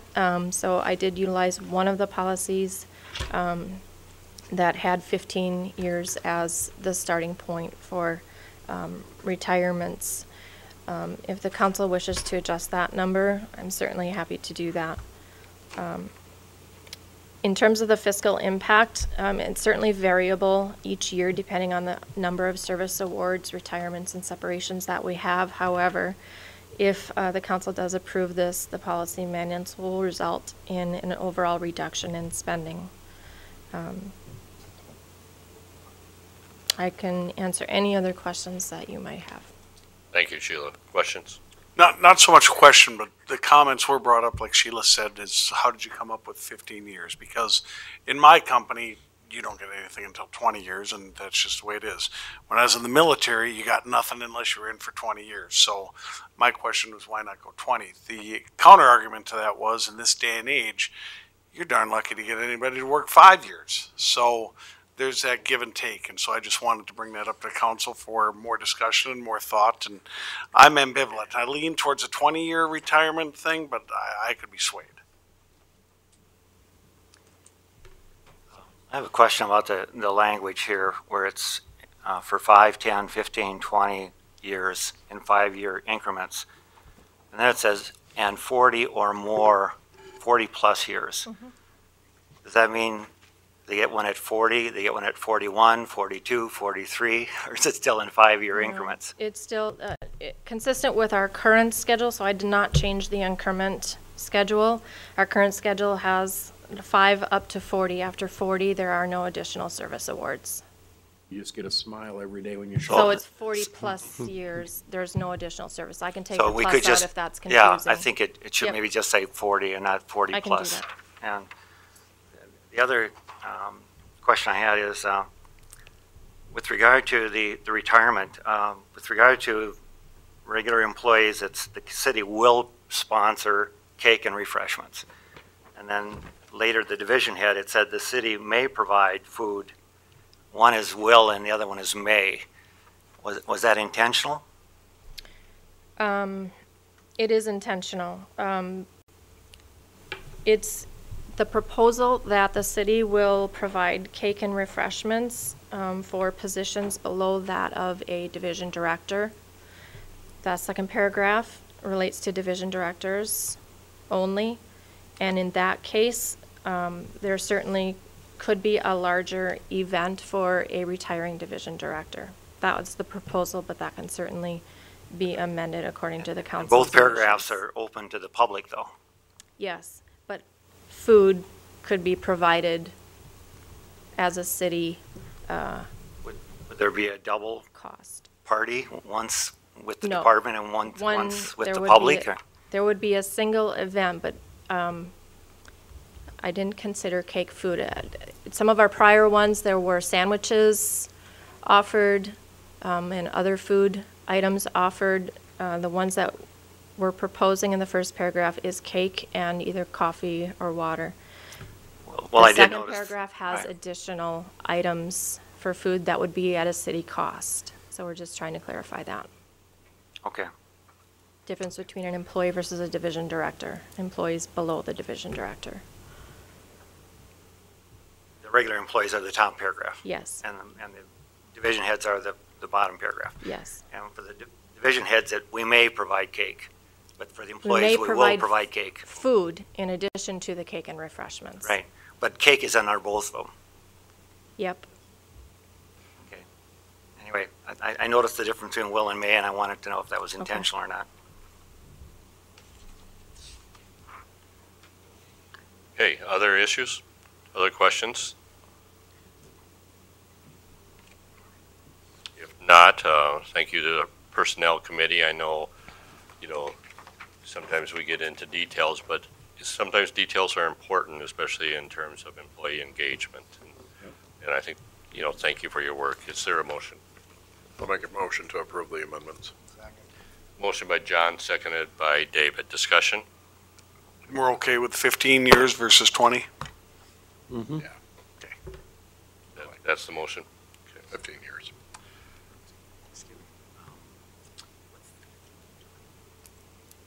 The 15 years that you're, Retirement party.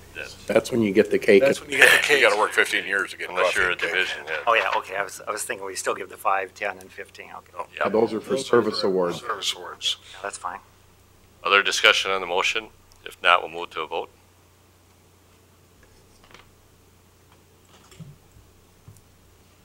Motion passes. At this time, I'll call for a 5-minute recess.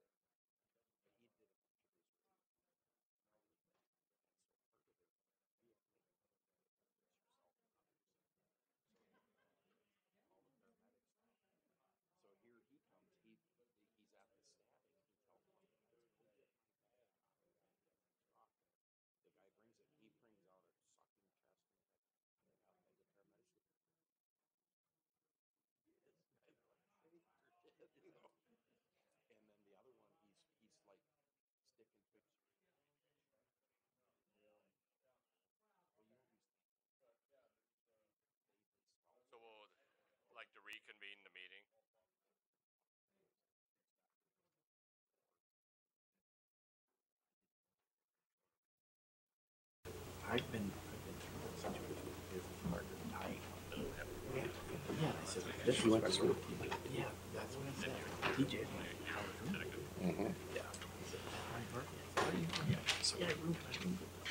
We are on agenda item number 27, which is to consider the approval of the non-union employee wage schedule for 2019. Sharon? Mr. Mayor and Council, Sheila did provide in your council packet the non-union 2019 wage schedule.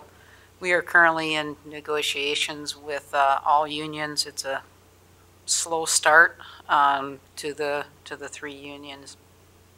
However, we are progressing. We're going to meet with one of the unions on Friday.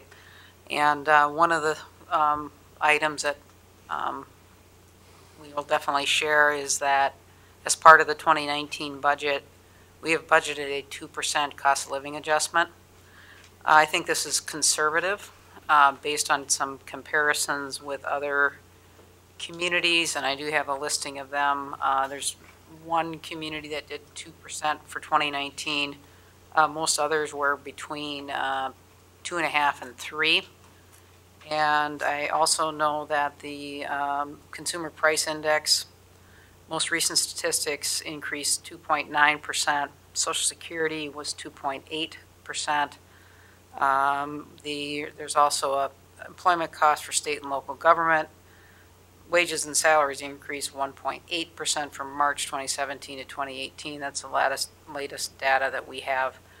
However, despite the factors, we'd like to go forward with 2% cost of living adjustment, and we will use that in our union negotiations. And that is the recommendation before the council. Okay. Thank you, Sharon. Questions for Sharon? It does indicate a 2% general wage increase, but the 2% actually is an increase in the salary schedule. Each step is increased 2%.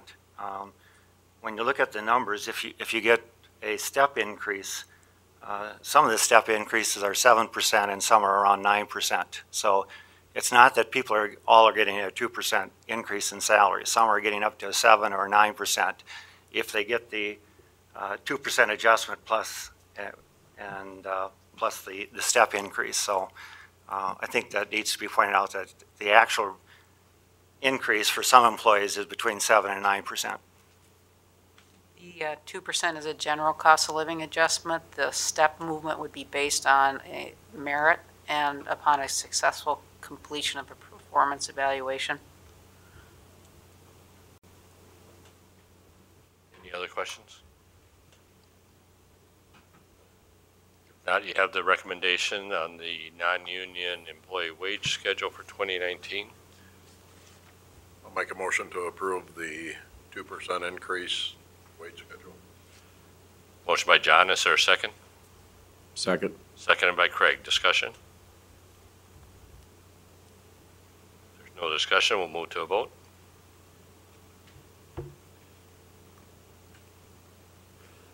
Motion passes. Agenda item number 28. Agenda item number 28, consider the amended 2019 wage schedule and the amended organizational structure for administration. Once again, Sharon.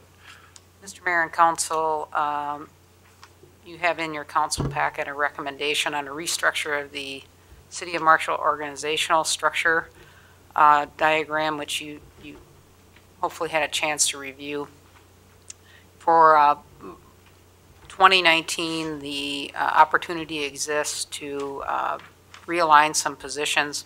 One of the positions that we are looking at is, and I recommend, is that we do not fill the position of executive assistant after that individual retires at the end of January. I recommend that the position remain vacant. This is due in part largely to advances in technology and changes in the way that we work, and a majority of that particular position, based on current operations, would not need to be met or filled going forward. This also then creates an opportunity financially to refocus the organizational structure on higher level functions of the city, with the finance operations being one of them. The position of Director of General Administrative Services was a position and structure in the city in the past. You may remember if, Cal Burnett was a Director of General Administrative Services. The filling of the position of Director of Administrative Services provides for additional oversight in finance, including liquor store operations would now be overseen by finance. Many discussions have taken place with finance staff. I'd have to go back and look. I think that the earlier initial discussions occurred in April and have occurred throughout this past year. I believe that there is an acceptance of the structure and the job description changes. You'll note that the job descriptions included in your packet have been reviewed with all the staff that have been affected. They have given input and provided them back to Sheila, and what you have in the packet is their review in addition to what HR has done for a review. The position of Assistant Finance Director and Finance Director were restructured, with the Assistant Finance Director having the capacity to take on more, thus filling the role of Director of Administrative Services. I think with this particular structure change, what the city will achieve is a strategic focus of finance in addition to what's currently occurring, which is accounting details that are currently being met. Finally, the city administrator needs assistance and help at higher levels, and almost all areas of the city operation involve finance.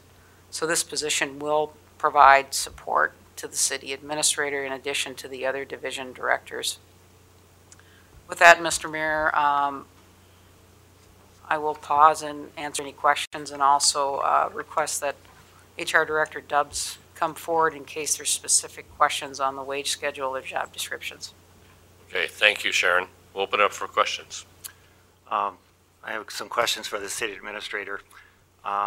Did we have a situation where employees were concerned about the organizational structure and brought to you their concerns that the present structure wasn't working well? Was this something where the employees came to you with concerns? I guess I would say that I have discussions with division directors and staff on a daily basis. And it was my opinion and consensus that we needed more of a strategic focus in the area of finance. So it wasn't really necessarily a situation where the employees were coming to you and saying that the present structure isn't working, we need to redesign it and change it. Were there concerns expressed by the public, the citizens of Marshall, about our organizational structure, and they felt that it could be improved, or was there any input from the community as far as our present organizational structure? I don't see that as the role of the public to Okay. comment on the structure. Well, we've had comments on other departments from the public, so isn't that true? Yeah, but I didn't change structure based solely on public comment. But it was changed a couple of years ago based on public input, as I understand it. Do you see this as a top-down approach or a bottom-up approach to problem solving? I've had many discussions with the staff, and I think it's been a very collaborative process. I got the job descriptions for the new Director of Administrative Services and the job description, current job description for the Finance Director. And in simple terms, what is happening is that the Assistant Finance Director is now becoming the boss of the Finance Department, and the Finance Director is becoming the subordinate. I looked at the job description for the Director of Administrative Services, and then I compared that to the job description for the Finance Director as it currently is. These are the items that are under the current Finance Director's position that will now be under the Director of Administrative Services. Number two, let me get some water here. These are the items that have changed from the Finance Director to the Assistant Finance Director. Number 2, 3, 4, 5, 6, 7, 9, 10, 11, 12, 13, 14, 17, 22, 24, 26, 30, 31, 32, and 33. So it's plain to me that what was normally done by the finance director in the past will now be done by the new director. And so basically what they're doing is changing jobs. And the subordinate is now becoming the superior officer or a member of the department, and the superior director is now becoming a subordinate under that department.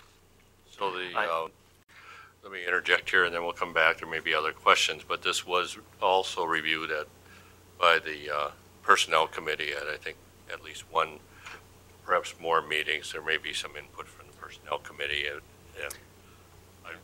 I apologize. I should have if I can recognized the just Personnel Committee. make my statement, then I'd open up to discussion from others. So Personnel Committee input. Right. Perhaps they don't have any. But. I just want to say a number of significant improvements in our financial reporting practices have occurred since the current finance director was hired. My professional background is in accounting. I've taught accounting at the college level for over 37 years. It's my personal opinion that our city government has a stronger finance department today than when I was first elected to the council 6 years ago. I'm a simple man. I like to keep things simple. My motto in my classroom is KISS, keep it simple.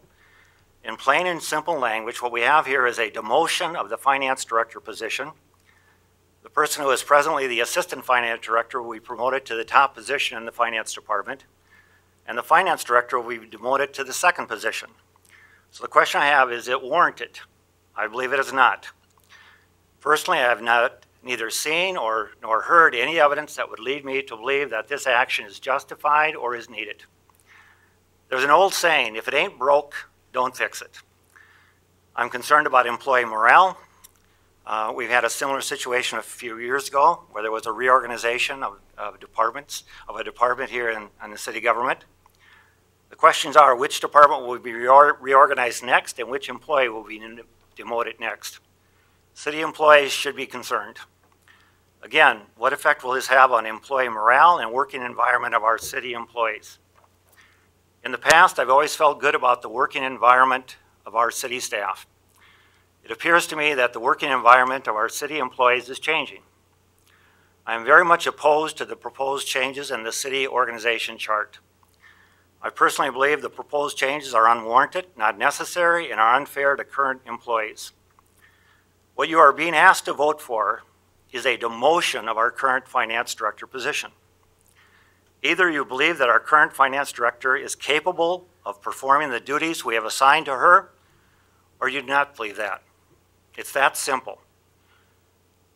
This is a vote of confidence. I'm totally satisfied with the work that our current finance director is doing, and she has my complete confidence in doing her job responsibilities. In summary, my position on this issue is as follows. It ain't broke, so don't mess with it. Now I'll turn to the Personnel Committee. And again, I should have done that when this was introduced, so that was my... I'd say this was discussed in the Personnel Committee, and there's a number of things that I certainly don't see it the way that Glenn has described. We'll start off that, we've hired a city administrator to set up a department and a staff that fits the purpose that, in this case, that she feels is necessary to do that, and I see that it's necessary to follow along with her organizational structure. And in this case, there's a position that was in effect before, Director of Administrative Services. That position is being filled. The finance director is still the finance director, although there is a change in responsibility that goes with that, and that was resulted in some change in the points regarding the Hayes pointing. But this is a structure that I believe is really at the discretion of the city administrator that needs to be set up, and that's the person that needs to have good control over the finances and understand what's going on, and I believe we have two very capable people within the finance department. And, you know, there is a structural change in the organization, but a result of reopening a position that was there before in the Director of Administrative Services. So this was discussed a number of times at Personnel Committee, and Personnel Committee has recommended approval of the structure as you see it. Other input? Yeah, from my standpoint on the Personnel Committee, it comes down to micromanagement. And we hired the city administrator to manage the city as she sees fit. How it's structured, as long as it works and the city does best by the city administrator's terms, when you hire the boss, you hire the boss. We are the board. We supervise her. How she runs her ship is how she runs her ship. And so I think if we want to micromanage, we can get into the weeds and go into everything about hiring and restructuring, things like that. But I think that we support our city administrator and the decisions that she makes if they make sense. And as the third member of the Personnel Committee, I need to echo those sentiments. I look at the staff who we perform performance reviews on, and they're in charge where they're our direct accounting to us, and then those who do performance reviews to the city administrator and others, we need to let that chain of command go. I don't want to supersede it. I don't want to shortcut it. I think we value all of our city employees. I think that I like to see the city be in a position of being the employer of choice, and I think there's a number of elements that come in, including not fighting them on decent wages and wage increases, and when they get their merit increases, that we don't banter them and call that part of their raise. Those are separate. So I think if we're really concerned about our employees, we're concerned about the entire package. Other input? Certainly, we have different roles as many members of the city council, but one of them is also to make sure we protect the rights of our employees, that we have their backs. And if we feel that they're mistreated or not treated in a fair way, we need to stand up for them. Because if we don't, we're going to lose employees too. So it's a dual role. It's not just support whatever the city administrator proposes and just rubber stamp it. We need to look out for all parts of the city government. One other comment I wanted to make here is the Director of Administrative Services, the one who is now the Assistant Finance Director, is now, her current maximum salary is about $71,000. With this new position, she's going to be entitled to a maximum salary based on our salary schedule. She gets to step number 6 of $113,000. So what's going to happen is her salary is going to go up by $42,000 eventually. And whereas it is a demotion for our current finance director, call it whatever you want, it's a demotion. She has fewer responsibilities and her pay is going to go down. The maximum, she could have been eligible for $113,000 if she reached step 6. Now her maximum is $95,500. So she's going to be getting less pay and fewer responsibilities. That's a demotion. And I don't think it's warranted or called for. I have never seen anything, any evidence, that the current finance director cannot handle all of these responsibilities. And I certainly hope that we're not getting in a position where, because of personality differences or whatever, that we're making certain choices here. And I want all of our employees treated fairly and to know that the city council has their back. And if they're treated unfairly, and that's my personal belief, and you're entitled to your personal beliefs, but I think this employee is being treated unfairly, and I want to support that employee and to have their back. John, you got a point? Or perhaps Just, say this, this is certainly not over the years our only reorganization that we've had. And we've had people that, again, through pointings, through job description changes, those points change. And some cases they've gone down, some cases they go up. Part of that is the nature. I really do not see this as, and shouldn't be as an insult to either any of the people involved. This is the case where we had an individual that is moving up into a Director of Administrative Services position. Good for her. It's part of the growth that happens with organizations. It's happened within organizations that I've been part of. Some cases, yes, people that we're subordinates are now supervisors. That's, that occurs. But it's certainly not an insult to any of the other people involved. Say, we've got good financial people in the staff. We're moving one of them up into a higher position. And yes, that does change the responsibilities of another one. One of the choices we had was leave that individual at the point where they were originally. And just, to the public, that's not necessarily a good thing to do either. And to the individual, she's on the schedule, she's ability to grow and continue to grow into it. And this is, I think a good recommendation at this point. So, Sharon?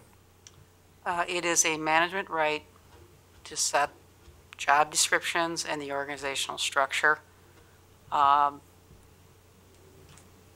believe the city administrator has high expectations of staff and holds staff accountable, at the same time being open and fair with a lot of discussions. I've had a lot of discussions with this finance staff dating back to April. And I think I've been honest with this staff. One other thing I really want to point out, I think earlier at tonight's meeting, we talked about reducing staff time and hours. Let's not make light of the fact that we are not filling a position that is going to be vacant at the end of January. The projection is 40,000 in savings. It's actually going to be 60,000 if you add health insurance in there. We're going to take those residual funds and put it towards future infrastructure costs. And I think that's an important note to look at as well. We are looking at operational effectiveness, or efficiency rather, and this pending retirement or upcoming retirement means we actually are doing more with less. And the organizational structure change that occurred prior in this one does not involve hiring an additional staff. It's using existing staff. So I just wanted to point out those comments as well. Remind the council, we're in the discussion phase prior to a motion. There is no motion on the table at this point. Let's put a motion on the table and approve the amended organizational structure as option A. Motion by Councilmember DeCramer. Is there a second to that motion? Second. Seconded by Councilmember Meister. I just Now, have discussion a on the motion. few closing comments. One, the present city administrator doesn't want or need an administrative assistant, but what about the next city administrator? Is she going to want an administrative assistant, and we're going to have to fill that position in the future? We can sugarcoat it all we want and say these nice things. The plain and simple truth is that one employee is being demoted and one is being promoted. And I don't see that it's warranted. I feel like in the 6 years I've been on the city council, the city finance department is better now than it was 6 years ago by leaps and bounds. This is a strong finance department we have. And I think a lot of it's due to what the finance director has done. And how do we reward her for improving the finance department? We demote her. We decrease her salary, we decrease her responsibilities. That's her reward for doing a good job. And I don't think that's fair. And like I say, you can sugarcoat it all you want, but that's what's happening. Other discussion on the motion? If not, I'll move us to a vote on the motion on the table, which is the approval of the amended organizational structure for administration.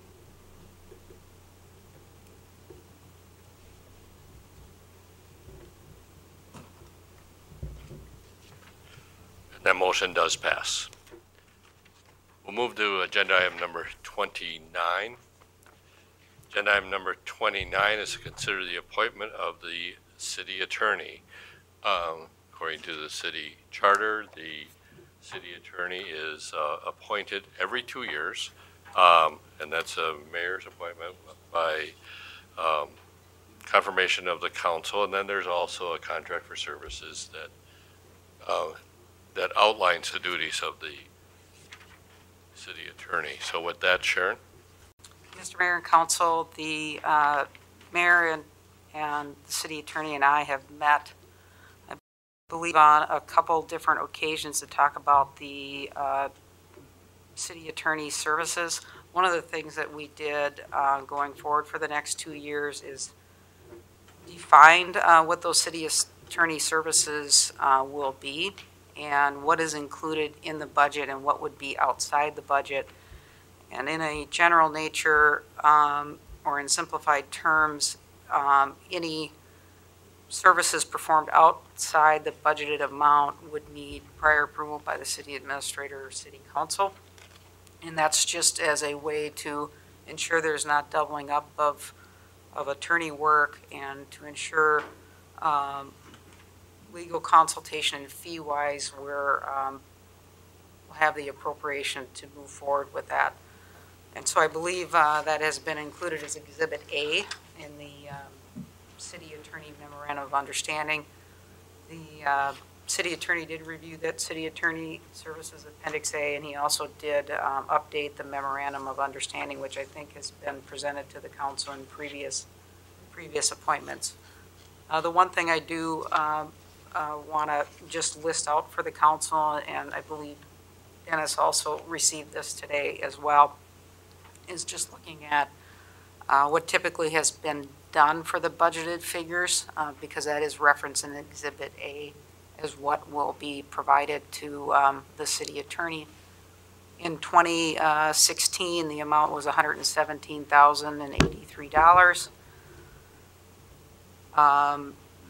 Excuse me, that was 2016. In 2017, it was $120,010. In 2018, it was $123,910. And the proposed 2019 budget is $126,388. And typically, my understanding is that the city attorney budgeted services generally follows the cost of living adjustment that is provided to other non-union employees. So what is placed in the 2019 budget is based on that 2% general cost of living adjustment that the council previously approved. Mr. Mayor and Council, I don't know if City Attorney Simpson would like to add anything to this particular discussion. Before we get to that, I'll just add, as Sharon has mentioned, we've had several meetings on this, and I think we all agreed that everyone would benefit from additional specificity in the agreement. So there wasn't the kind of the open question, and whose judgment is it? And I think Dennis, you and I have had that discussion, and I think we all agree that it would be benefit everybody to have some just more detail in that contract. That's what we see here. And that's what's been included as Exhibit A that defines here's what's in the budget for the criminal prosecution, for the civil work, and then generally the additional hourly wage is oftentimes tied to a separate or outside funding source, not funded specifically by additional general fund appropriations. So that clarification, that specificity is fine. Anything else, Dennis? Nothing else. Okay. Open up for any questions about the city attorney appointment and agreement. Move the recommendation. Motion by John, seconded by Craig. Discussion? If not, we'll move to a vote.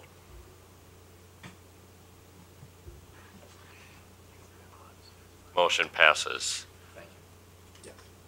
And thank you, Dennis, for your continued service. Agenda item number 30, consider the adoption of the final 2019 levy and budget. This was a process that began last summer. Beginning in August, the City Council had work sessions that culminated with a truth and taxation meeting that was held 1 week ago this evening that was attended by two individuals of members of the public, but nonetheless, there was more that likely viewed it on cable access, and plus the city administrator's presentation has also been posted. So so that then brings us to this evening to consider the approving the tax levy for 2018 tax levy that would be collectible in 2019, as well as then following that to consider adopting the budget for 2019, and then the third action will be the 2019 capital improvement plan. With that, I'd open up for any input, or Sharon, you have any introductory remarks you wanted to make? Mr. Mayor and Council, the two resolutions that would need to be adopted as part of the levy budget approval would be the tax levy resolution, and you would do that first, and then the final budget resolution, which is required. And as you stated, a lot of the information that was presented on the levy and the budget for 2019 was presented as part of Truth in Taxation. We did factor in the capacity growth rate, and one thing to keep in mind with the 6.43 is there was a capacity growth rate of 4.67.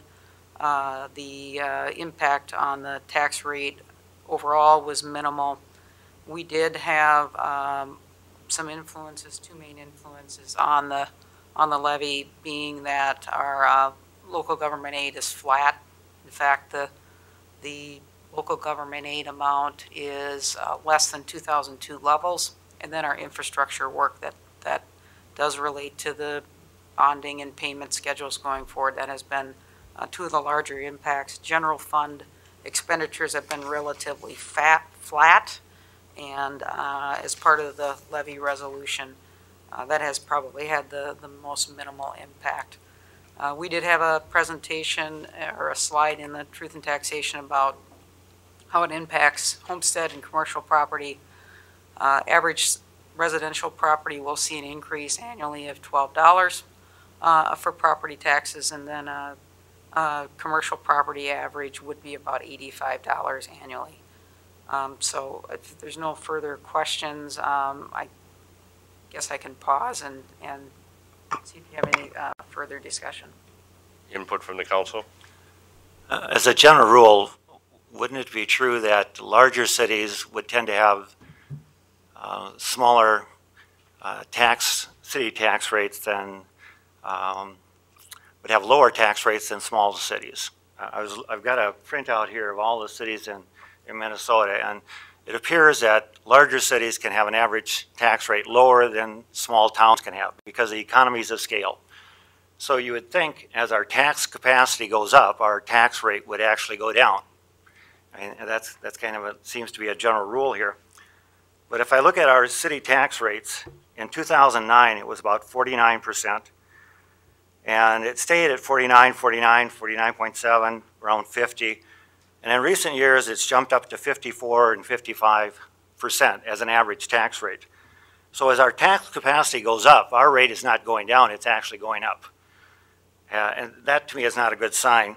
As a guideline, the city tries to have a reserve balance of about 50% of our expenditures. Is that correct, Finance Director?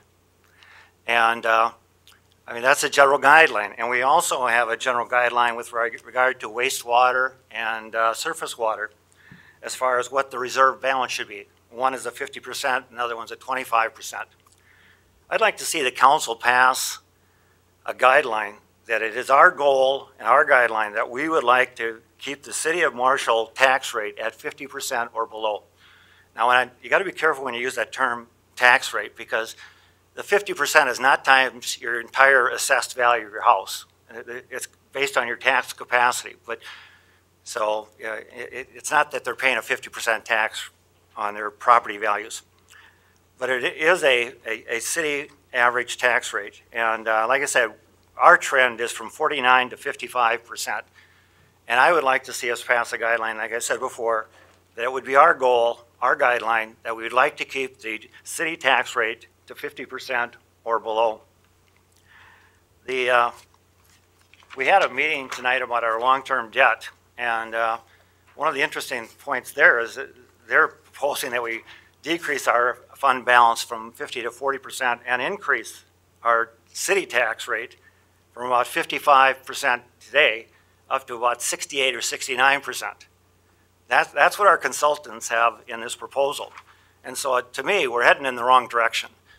And instead of increasing our average city tax rate, it should be going down, not going up. Other input? Not, go ahead. Just make a little bit of a comment on that. You know, people don't take medication based on what the average person does. They take it what's specific for that individual.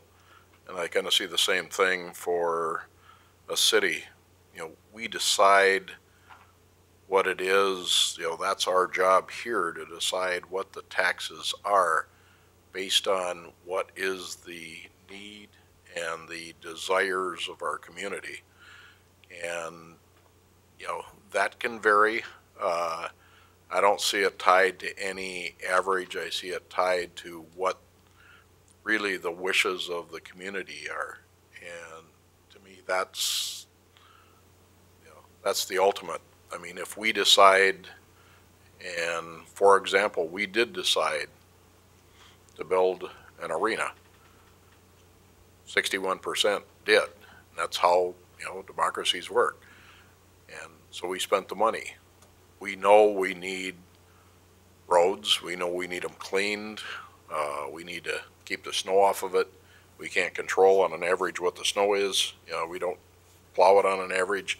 So you know, I really hesitate to put any kind of guidelines in there on an average because there is no city that is an average. We're all over the place. Well, and let me just make two comments. And there's been many workshops leading up to this, and it's you know, it's a little troubling to bring up a new proposal on the evening that the tax levy is on the agenda. But as this was presented and as we've worked through, we have a net levy increase of 1.76%. And that of course takes into account the growth that has happened in the city, the tax capacity growth that's in the city. When we talk about tax rates, I think we also need to be careful as we talk about tax rates because there's other influencers, the other taxing entities, and their tax capacity. And as we have seen a change in our tax rate, that's largely influenced by change in tax capacity in some of the other entities, and most notably by change in agricultural property value, where that increased, which led to that overall tax rate benefiting the city of Marshall, and then that goes back the other way. So tax rate is one measure, but the more important measure is what am I actually going to pay, and how does that compare to what I paid this past year? And the answer to that is 1.76% average over all the classifications, recognizing there are differences in classifications depending on valuation of the property and the type of property it is. Sharon? Just to follow up on that comment about what we can't control, one of the things we're seeing statewide and specifically in the city of Marshall is tax court appeals. And most oftentimes there is a reduction of value, either negotiated or ruled on by a tax court judge. So there's you know, some impacts on tax capacity we don't have a lot of control of. Secondly, not too long ago, although I guess it's 15 years ago, the state legislature unallotted local government aid late in 2003. And I think it was like $300-some thousand that the city of Marshall did not receive in local government aid. So it's really difficult to set a benchmark when the other benchmarks are being moved by outside forces. And so I said this in Truth in Taxation, you know, one of the other things that sometimes gets brought up is levy limits, and those have an effect too. And so part of the focus on the 2019 levy is just kind of being careful about what might happen. Secondly, part of this levy increase, I think it's about 1.3%, includes funds for future infrastructure. So we are putting in place some of these funds for future debt reduction. And then finally, one of the key statements made by Gene McGann, who presented the long-term debt study, is that the sticker shock of those initial figures, and that this is a starting point, is not the end point. We know that some of those numbers that are listed in there are not realistic. We have more work to do, and that is our intention, to look at those recommendations and see what is feasible for the city of Marshall. So I just wanted to follow up on your comment about things we can't control. Other input, Steve? Well, I think that, again, we had a lot of discussion throughout the whole year on this, and there's been a lot of compromise and a ton of work from the city on cutting the things that we wanted to, because I hate taxes. I hate them, but they're part of life. I love our city. I absolutely love our city, and I want our city to grow. And so therefore you have to balance the cost of growth, the cost of maintenance, and investments to draw more people into town compared to how much you're going to pay for that. And yeah, it's always a tough balance, and we're never going to make everybody happy. I got my tax bill the other day, and I called Dave right up. It was kind of up in him, and I'm like, you know, this is what's going on, and he explained some stuff, and I explained some stuff, and it all ended up being good. So did my taxes go up? Absolutely.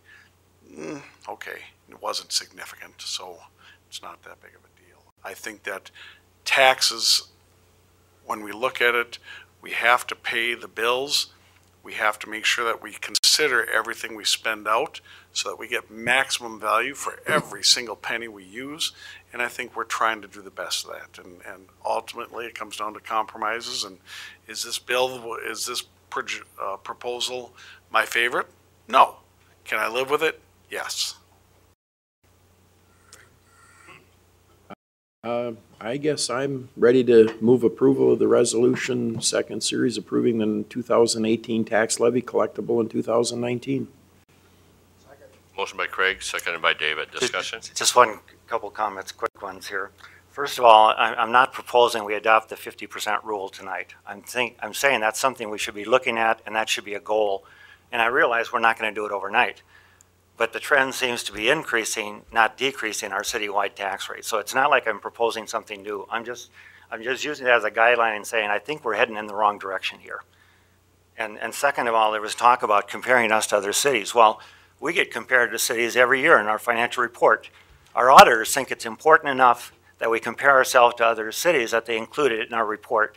And they want to see how Marshall compares to other cities in our area and other cities that are comparable in size to us.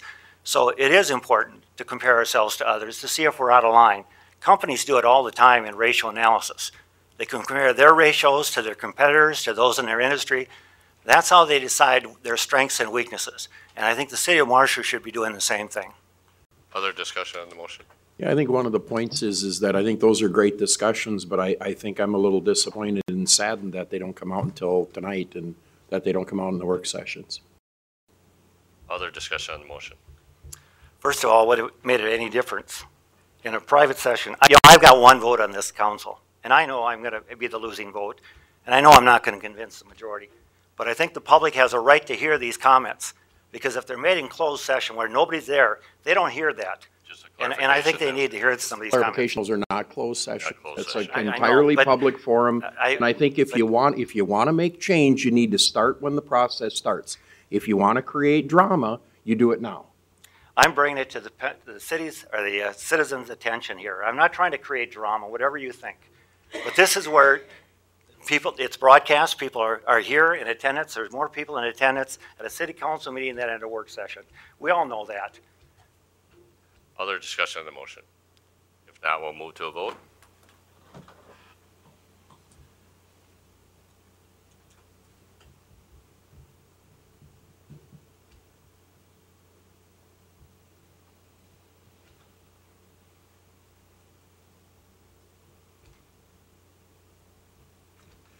And that motion does pass. Second action then would be the resolution that would adopt a budget for 2019. I would entertain a motion. So move. Second. Motion by Craig, seconded by John. Discussion? If not, we'll move to a vote.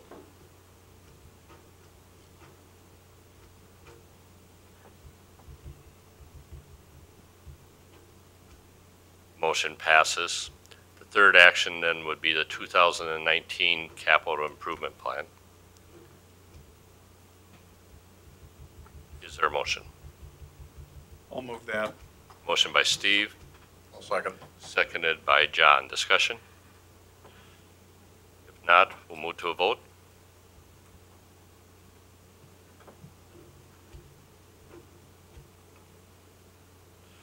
Motion passes. Agenda item number 31.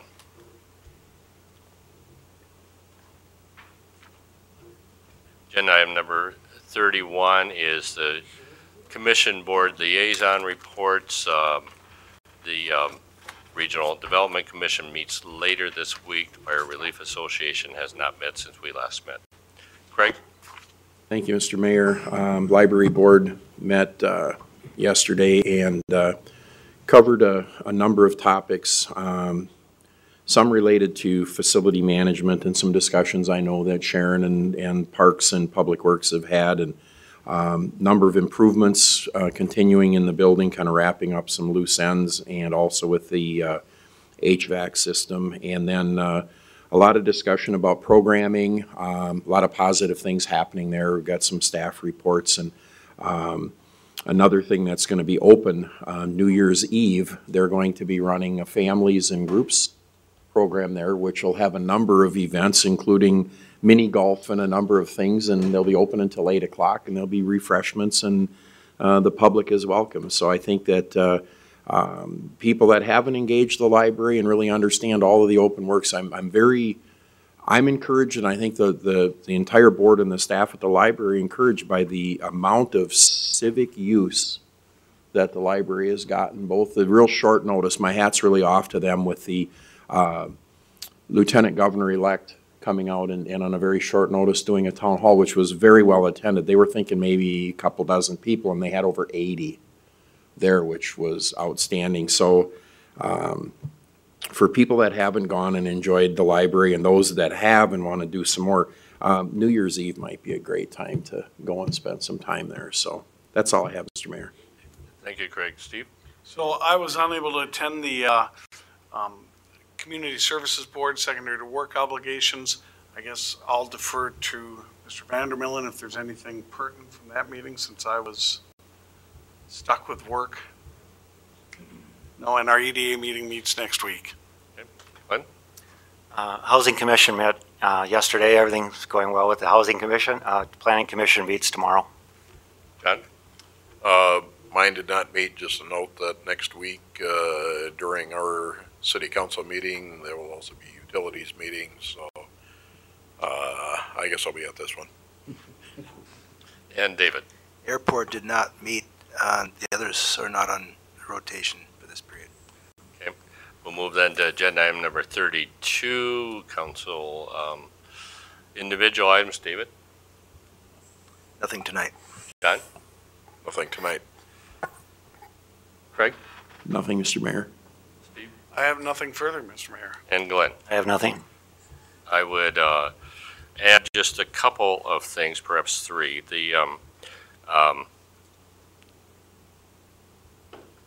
So annually, I make appointments to different boards and commissions, and typically the major readjustments happen when the mayor's term is up, which is in 2 years. However, we will have one change in city council members. So I would ask the current and incoming city council members to contact me if you see a desire for any change in either the liaison that you have to council committees or other boards and commissions. And again, typically I would anticipate there be a minimal movement. But if you do have, some desires, give me a call. Secondly, tomorrow there is a meeting of the Complete Count Committee for the upcoming census, and I know we think of the census of, that's a couple years out, but now is really the important time for that planning to be sure that we do have an accurate count, because as we know, if there's an undercount because either certain, people don't participate in the census, or addresses aren't identified properly, or there's any other issues, well, that's not good for the city, and that's not good for, commercial planning and all of the other measures that are utilized based on the results of the census. So that meeting is important, and Kyle, thank you for your leadership on that Complete Count Committee. And then finally, there have been probably a number of questions about snow removal following the recent snow that was actually over a week ago. But and I think the staff has been in discussion. Glenn, maybe you're going to talk about that later, and recognizing it was a Saturday evening event, then it stopped, and then it started snowing again about after 3 in the morning. So it was actually 2 events, and continued to be snowing at a time when typically the crews would start, so they had a delayed start, plus it was Sunday, and so there's been lots of questions. But anytime we have something like that, every storm is a little different, and every storm is an opportunity to improve and learn from. With that, let's move then to agenda item number 33, which is staff reports. Sharon.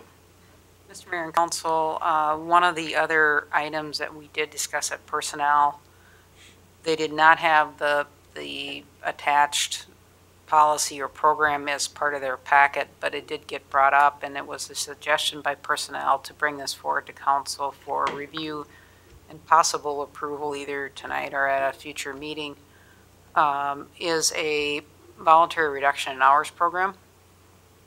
And what this would do is give an opportunity for an employee who believes that they have the capacity to do their job in a less amount of hours. They could voluntarily raise their hand and say, I will take less hours to do this job. The other part of this is that the supervisor would need to also be in agreement. One of the things we want to make sure is that there's office coverage, and then also that the work is being done. We've talked about work schedules and being present for a number of areas in the city, and it's likely or possible that this may not work in a number of areas, but it could be an opportunity for certain employees. The restrictions on the policy, I think, leave the city with a limited risk. We kind of limit the amount of hours that the employee can reduce. The city reserves the right to rescind this policy at any given point in time. And the other item on this is that there is also a reduction or prorating of vacation and sick leave accrual. And with any health insurance provision, we would be following the Affordable Care Act. So I think that this particular program that was included in the council packet is a win-win. It's a win for the employee in terms of flexible work scheduling, and it's a win for the employer, being the city, in that we could save some dollars on our tax levy by reducing salary payout. And again, it would have to be approved by the supervisor before going forward. So don't know if you have some questions on this particular program. Again, if you think there's a desire, we can certainly bring this back for formal approval on December 18th. Or if you have comments and would like to see some additional review or revision, please let me know as well. Input on this? Otherwise, I would suggest it would be on the next council agenda. We did talk about it at Personnel Committee, and I think this is something that definitely bears discussion and consideration.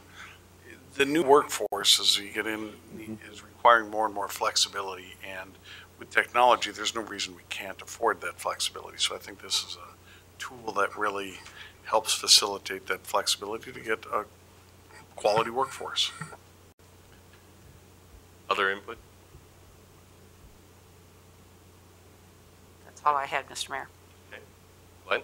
Just a couple of items. We have a town hall meeting on Thursday morning, 7:30 at the Merit Center for a discussion with the local legislators. Also, we have area transportation partnership meeting on Friday. There'll be considerable discussion about area-wide projects. Most notably, coming up is improvements of Highway 68 from here to Minneota. That will be scheduled. So that's all I have.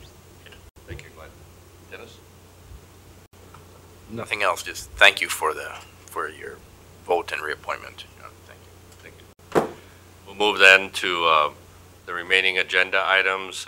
Agenda item number 36, the administrative reports are there for your review. Agenda item number 37 are the information items, including the building permits. Agenda item number 38 is the upcoming meetings. We have a couple updates that we need to that document. Actually, specifically, probably next week, for the council meeting, and as well as other meetings that are happening prior to that, including a training session and a interview for one of the boards. So, which brings us then to agenda item number 39 to consider adjourning. So moved. Motion by David. Second. Seconded by Steve to adjourn this meeting. Discussion. If not, we'll move to a vote.